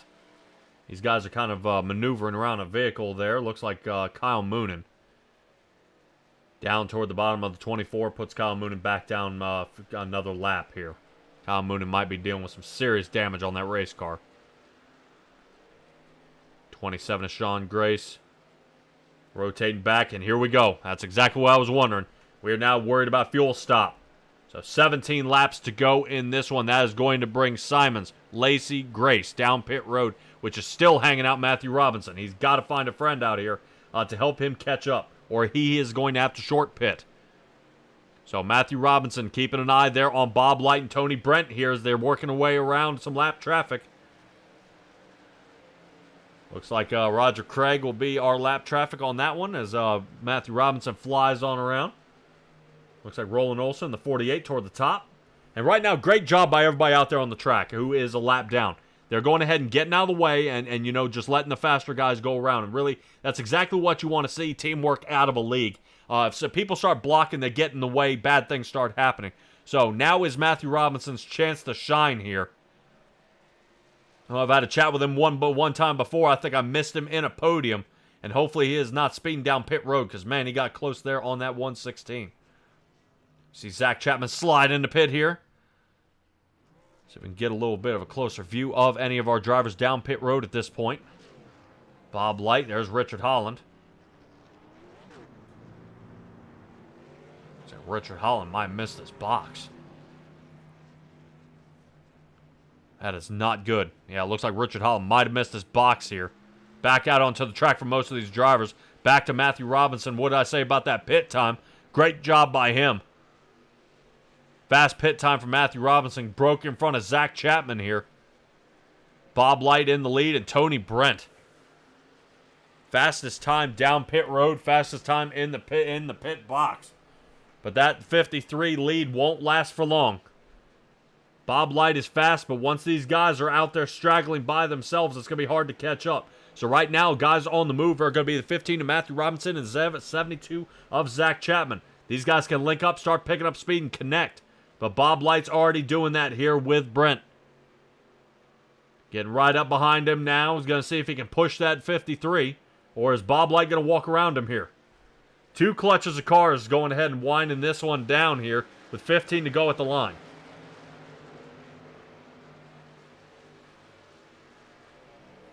Here we go. Top 4 cars have now all linked up. Excellent job. This is Matthew Robinson's time to win a race here, but Bob Light's tough. Can't blame the 63 there. You see him kind of wiggle up just a little bit. That's okay. I try to grab the draft and I'm a lap down too. A lot of tough driving out here. Sean Grace looked like when he missed that pit box. Back he went. Brendan Lacey in the 414. Right now, everybody short pit. Now, ones who didn't short pit, Simons and Holland did not short pit. These guys took 4 tires, and I'm wondering if that's going to help them here in the end with any kind of tire savings here. So we'll keep an eye on that ticker and see what it's doing speed-wise, because right now it's not taking any effect at this point. Tony Brent in his Chevrolet leading so far. Haven't seen Tony Brent win a race here in the Coast2Coast Racing League.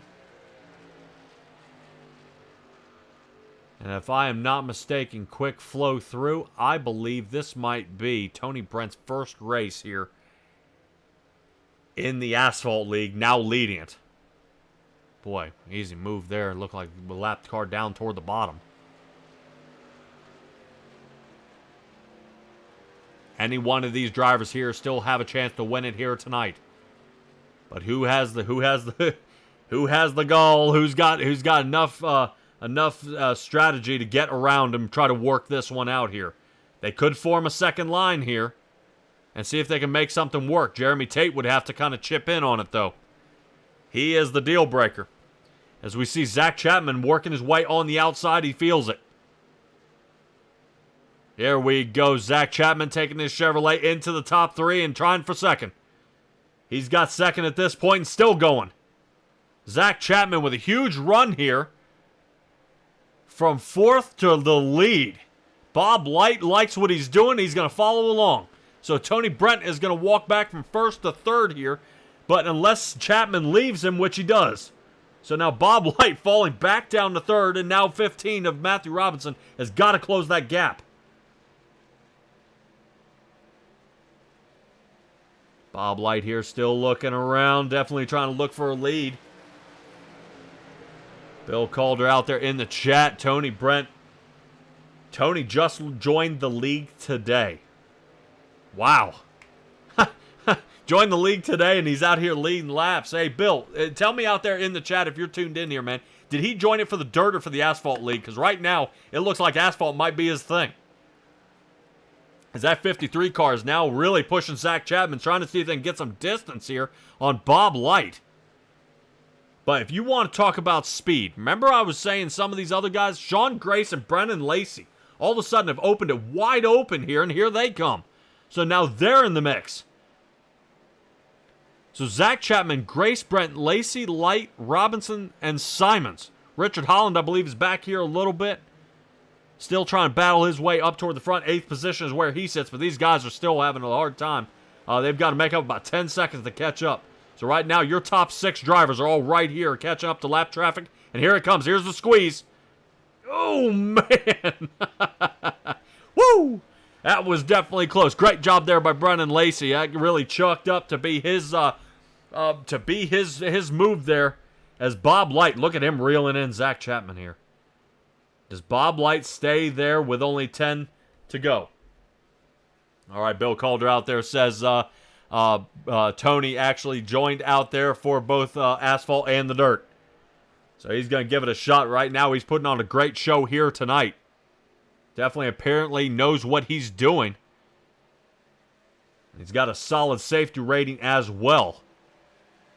As we keep going here, watch Tony Brent here on the outside in that 4th Chevrolet. Let's see if he continues pushing, and he's got 3rd. Now, the inside line, yep. All right, they rotate back down, so this will give the 27 that aerodynamic move. Now, watch the 414 tries to shove Sean Grace and his Toyota. So these two Toyotas are going to link up and try another push.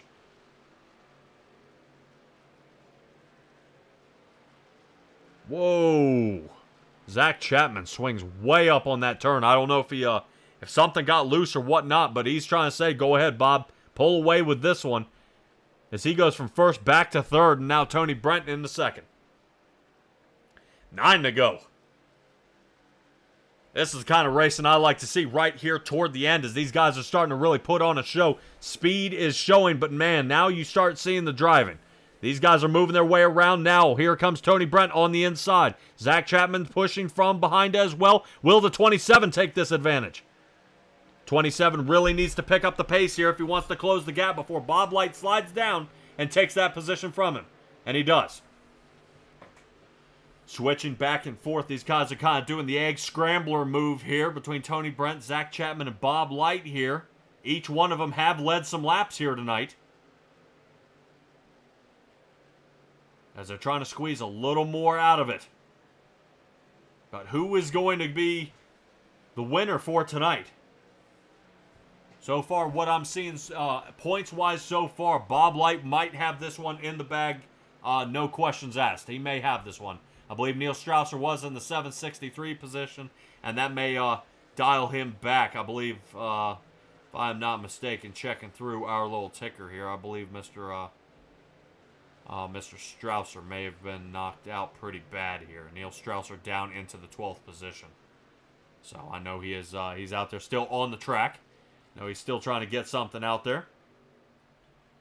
Now, Jay Strausser was kind of hoping Neil would have a better shot at this, saying he was in that second position. But it seems the shoe is on the other foot here tonight, not in ball is not in this corner. So, all right, let's go ahead and see what is going on here. Still in the lead. Our top 6 cars are all still smashed together.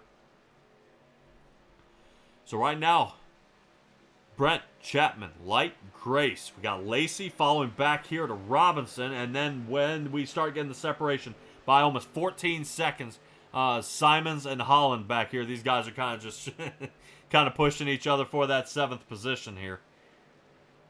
Seeing if one is faster than the other. Definitely, I think those last tumble-ups there with Floro took out 90% of the field that may have still had a chance to survive the rest of this race. I really like to see Chris Strauss or Chris up here. Yeah, Christopher Schaefer. I'd like to see him up here. He'd have had a heck of a shot there so far. But those of you just tuning in, we only had about 7-8 cautions to this one. Right now, it's looking like 9th back is at least a lap down. Most of our guys are out at this point, kind of destroyed. I believe 20th down is at least to the garage. And right now, our top 8 are the ones who have survived the war of attrition here in the front. Keep in mind, guys, if you like what you see, you want to race here, C2CRL.com. Tune in there. You can go ahead and sign up the same way Tony Brent is. Signed up today and is about to almost win today as you see him taking the lead. And if you like what you hear and like what you see as well, C2CRL.com. And you'll find me at SimTracksBroadcasting.com. I also have my schedule up there as well, everything I'm doing and the upcoming seasons for some of these leagues that I'm getting ready to line up for. But guys, keep that in mind. Don't forget to subscribe and like. I like the numbers. I like knowing what you guys like to see. And if you have any suggestions, guys, go ahead and hit me up. Go ahead and post something on there. Or if you think you can produce or want to sit here next to me, that way you're not hearing my voice all night, we can go ahead and get you here in the booth as well. But 5 to go here at Daytona Speedway. Tony Brent here in the front.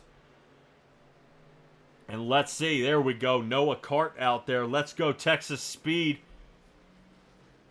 Bring it home, Tony. Let's see. Let's see if Tony's got anything for us here. Right now, he is still in the lead. Tony Brent. So far, so good. Leading this race. Let's take a look at him. Looks like nobody's giving him a push, but the concentration, you see on his wheel movement here.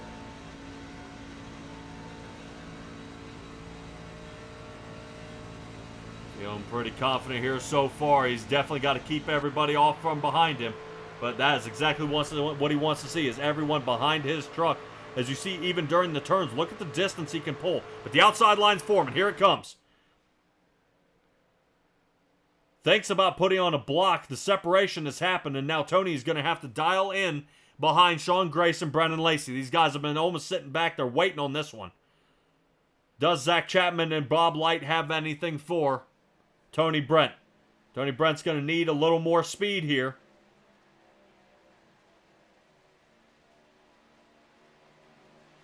Let's go, let's go.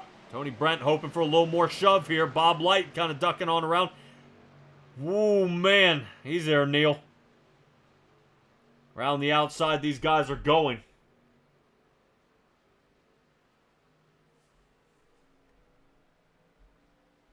Right now, 15 of Matthew Robinson, not the best lane to be picking. He's got the run here on the 18, and now what? Boink. Little shove. Oh, man. Oh, man. 3 wide there, and they seem to go ahead and negotiate around that. And now Brent up into the back end here of the 414 of Brendan Lacey. Lacey cuts him off. Here we go. 3 laps to go, and they're pushing around turn 4. Tony Brent trying to see if he's got anything for him here left in the tank. Definitely kept this in mind as they're pushing their way back down. 2 to go. White flag next time by. Brent, Robinson, Chapman, and Bob Light. They got to figure something out because right now Grace and Lacey have it. 2 Toyotas in the front making it happen. As the 53 back toward the top as they get around another lapped car. Definitely got to be careful losing any of that draft here. They'll catch up to another lapped car here probably after turn 4. 53 on the outside, 18 working with the 15. 15 and Matthew Robinson trying to see if he can have that lapped car help him out here. And it's working. All right, outside line forming up. Good call, staying to the outside. Outside line does work, but now we're back in the pit. Oh, hold it. Good job there by Tony Brent. I bet you he's going to have to dig out his racing suit after that one because that looked ugly. White flag is out. Zach Chapman down toward the bottom. Zach Chapman helping out Brandon Lacey and Sean Grace for the inside line. Bob Light's got to make a choice. Bob Light chooses bottom. That looks like Tony Brent is going to fall way back in this one as Bob Light's trying to find some fresh air. Starting to wiggle around here. Brendan Lacey making the block. 72 toward the top. Matthew Robinson takes the shot. Matthew Robinson slides up another position here, and around they go. Into turn 3 for the last time here, right behind him. 15 now starting to give Lacey the shot. He's tired of Lacey blocking him there. Chapman's out. Tony Brent is out. They're spinning at this point. Robinson into that 3rd position. And it looks like Sean Grace, Brendan Lacey, and Matthew Robinson, 1, 2, and 3 here at the line. Bob Light comes 4th. Tony Brent in that 5th position. Smoking, might as well, man. You've launched the motor. Go ahead and get it done. Right here at the end. Holy cow. What I want to do is one more time. I want to rotate back one more time. And let's take a look, actually, what happened to one of our fan favorites out there. What's going on here with Tony Brent and how he connected here with Zach Chapman. I think we'd all like to know what happened here. All right, let's take another look at it from another angle here. From this replay. Zach Chapman gets to a top side, comes down. Oh, what in the world? Hold on a second. Why did Bob Light buck? That was weird. Let me see if we can get a little different area here.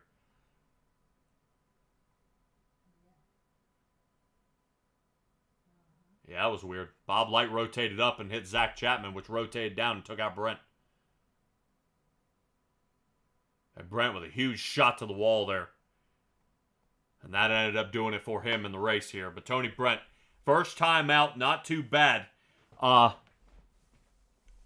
too bad. I mean, the way I'm looking at it at this point, Tony Brent ended up with the top 5 on his first start here in the asphalt at the end here of the season. So not too shabby. I do want to take a look. I think some of these, some people might be asking a little check here on Bob Light. And so I want to see if his truck kind of bucked here on him and see what kind of swung it around here to unfortunately get Bob Light out of line here because this was a lot of great racing. Zach Chapman comes down.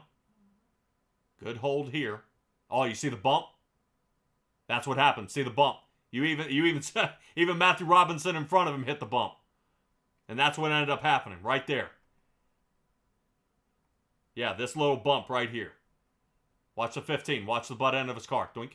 That's what Bob Light hits. Hits that left front and bucks him up a little bit. And catches these guys. Boy, that is a shame. That is a shame there. All right. Well, Stella, out there, I gave you the shot on Bob Light. We got it done. Definitely a good race out there by all our drivers here so far. Now, I mean, you can't.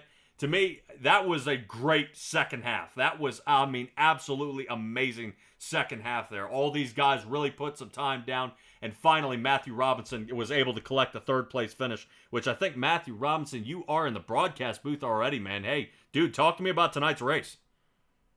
I mean, that was a crazy race from the beginning. It was, I kind of took it easy 90% of that race until we got down to 10 guys left on the lead lap.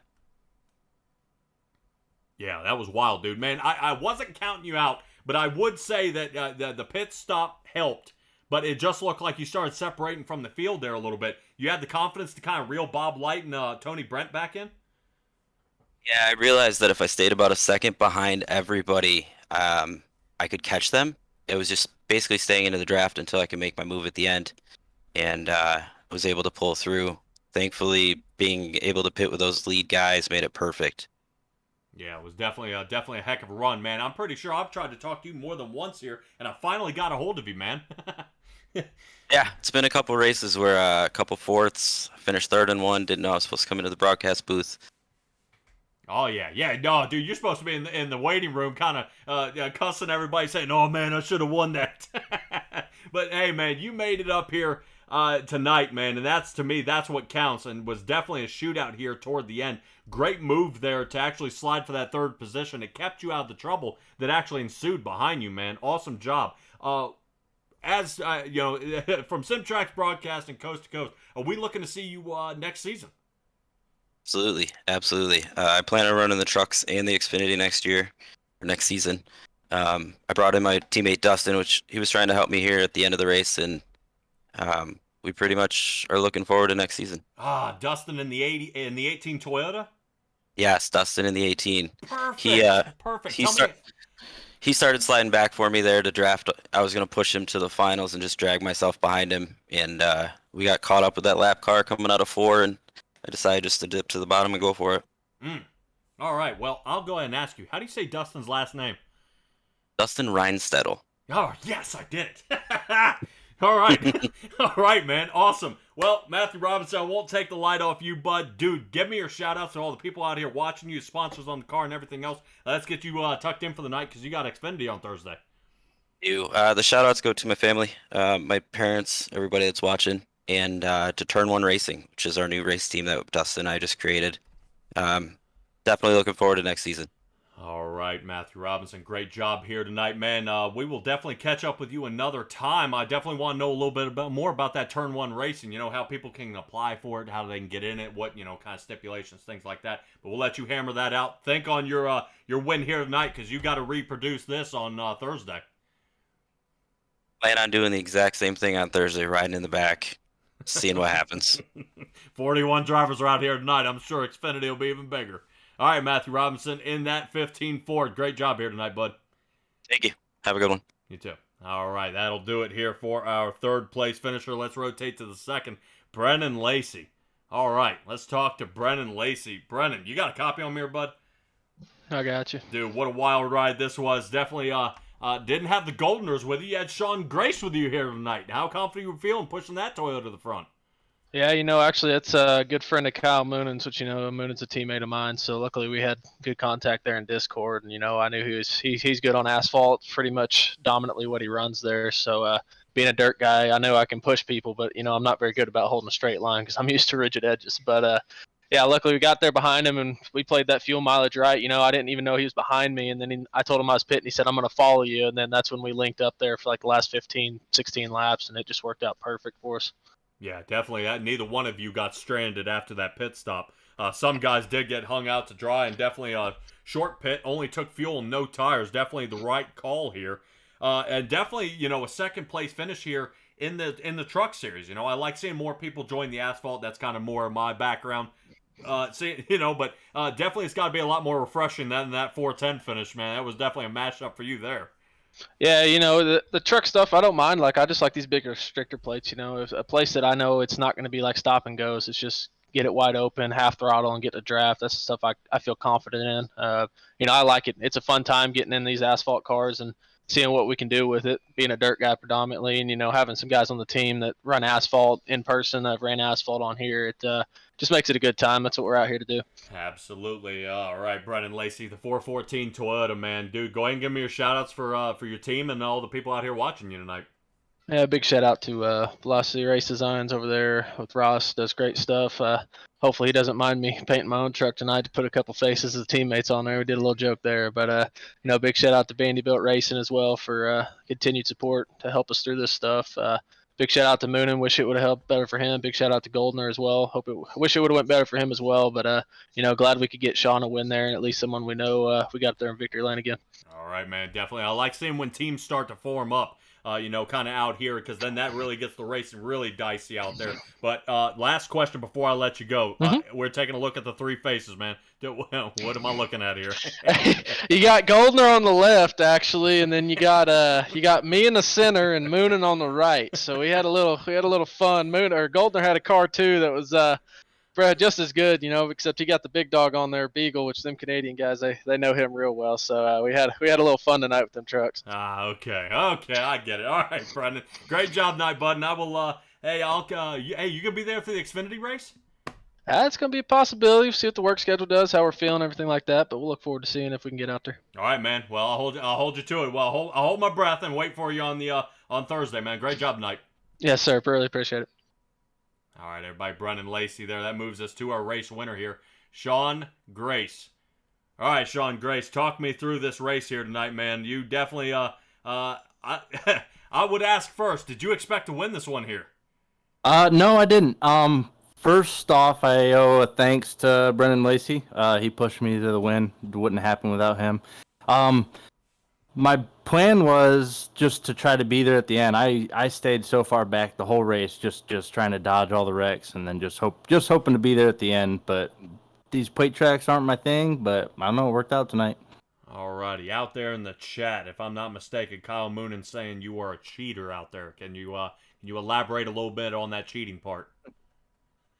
Losers usually claim that the winners are cheating. So okay, so you're just saying that you were a couple laps down, you don't have any room to talk, huh? Yeah, I told him the whole race. I was like, hey, you need to back off. You need to back off, and then he'd end up in a wreck up there, and he didn't listen to me. But that's his problem. All right, well, they're calling you a tire-soaking fool out there. So Yep.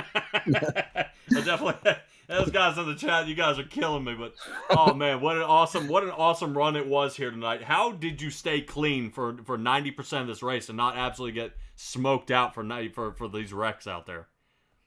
Basically, stay as far back as I possibly could without losing the draft. A couple times I almost thought I lost it, but it was stay way back and just watch the field up there. That's all I was doing the whole race right till the end there. Wow, definitely wild here, man. You bring home the very finale win here in the Coast2Coast Racing League fall season in the Truck Series, man. Great job here tonight. I'm assuming with a win like this will bring you back for next season. Oh, yeah. Yeah, this is fun. This is only the third race with you guys, and it's definitely been fun. We actually, me and Brennan jumped out to the lead there with maybe 10 to go or 15, and we realized we weren't going to make it on fuel, so we had to pull back in and start pedaling it right till the end, and we ran out right past the checkered. No kidding. Yep, it was close. Wow. Awesome, dude. Yep. Awesome. I love saying you didn't even have enough of the burnouts. Nope. Oh, man. No, they had to push. Someone pushed both of us back to the start-finish line.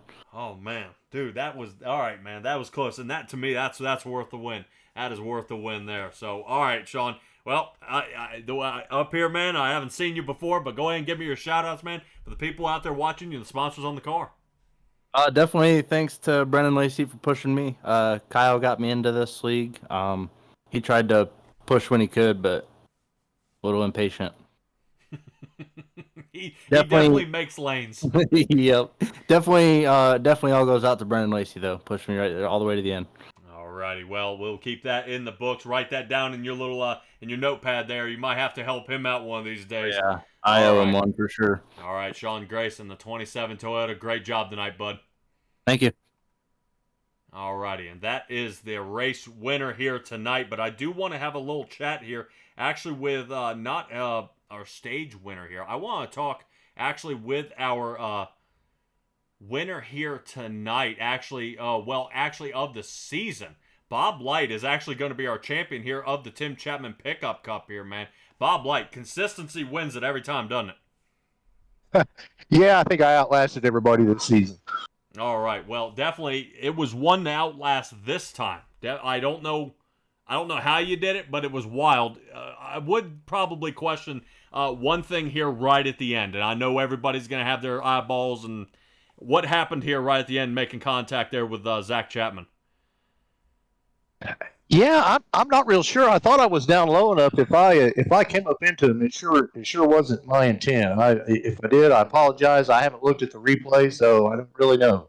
Yeah. Well, we actually took a ride along with you, and the 15 of Matthew Robinson in front of you hit a bump in the track, and you almost followed tire for tire with him, and we're actually slow-moing it right now. You hit the same bump, and when it bumped, it rotated you up, and Zach Chapman came down at the same time, and the two of you guys connected, which was really weird. But, you know, I'm not saying to me it's a racing incident from this angle, you know, for what happened. It was just unfortunate. Man, you guys ended up with almost 25 laps of solid green flag here right at the end. And just hate to see it on the white flag. Everybody get all messed up there. But, dude, the entire season has been really in your court.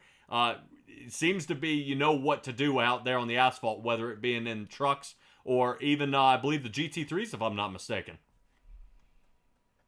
Yeah, the trucks, I had a lot of luck riding with me tonight. There were 2 or 3 crashes that were just either right in front of me or right behind me that I managed to get around. And the GT3, we got a great group of guys that race that. Everybody races hard but clean, and it's been a lot of fun. All right, man, dude. What I am looking at here in the points, you scored 900 points here. 10 races you started, 2 wins, at least another top 5, and at least all of those were 10 top 7s. 7 top 10s.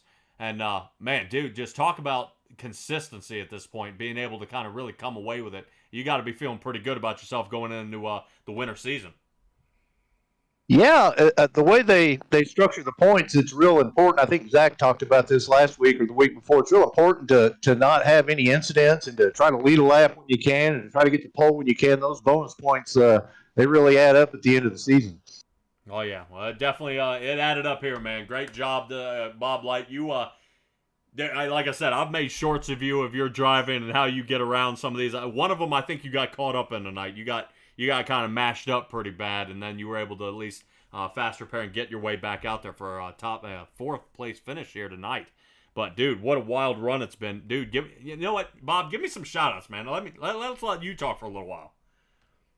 Well, as always, I'd like to thank the Coast2Coast League and then Tim Chapman for sponsoring this division, and then you guys for you do a great job with the broadcast. It's always great to go back and watch after the race. All right, man. Well, I will definitely be signed up for Tuesday truck race next season, so I'll be looking out for that 77 Chevrolet out there, man, because you've got that thing on a rail, man. I don't know what it's going to take to slow you down, but I definitely like seeing a lot more competitions now starting to put on a show and really trying to give you something to think about out there. Yeah, it's been a lot of fun. I appreciate it, Patrick. All right, Bob. Talk to you later, bud. Okay. All right, everybody. That's Bob Light as the winner of our Tim Chapman Pickup Cup here. Guys, don't forget to tune in tomorrow for the Hometown Heroes. Definitely a lot of great racing there. And next time you will see me at the Coast2Coast Racing League will be the Xfinity.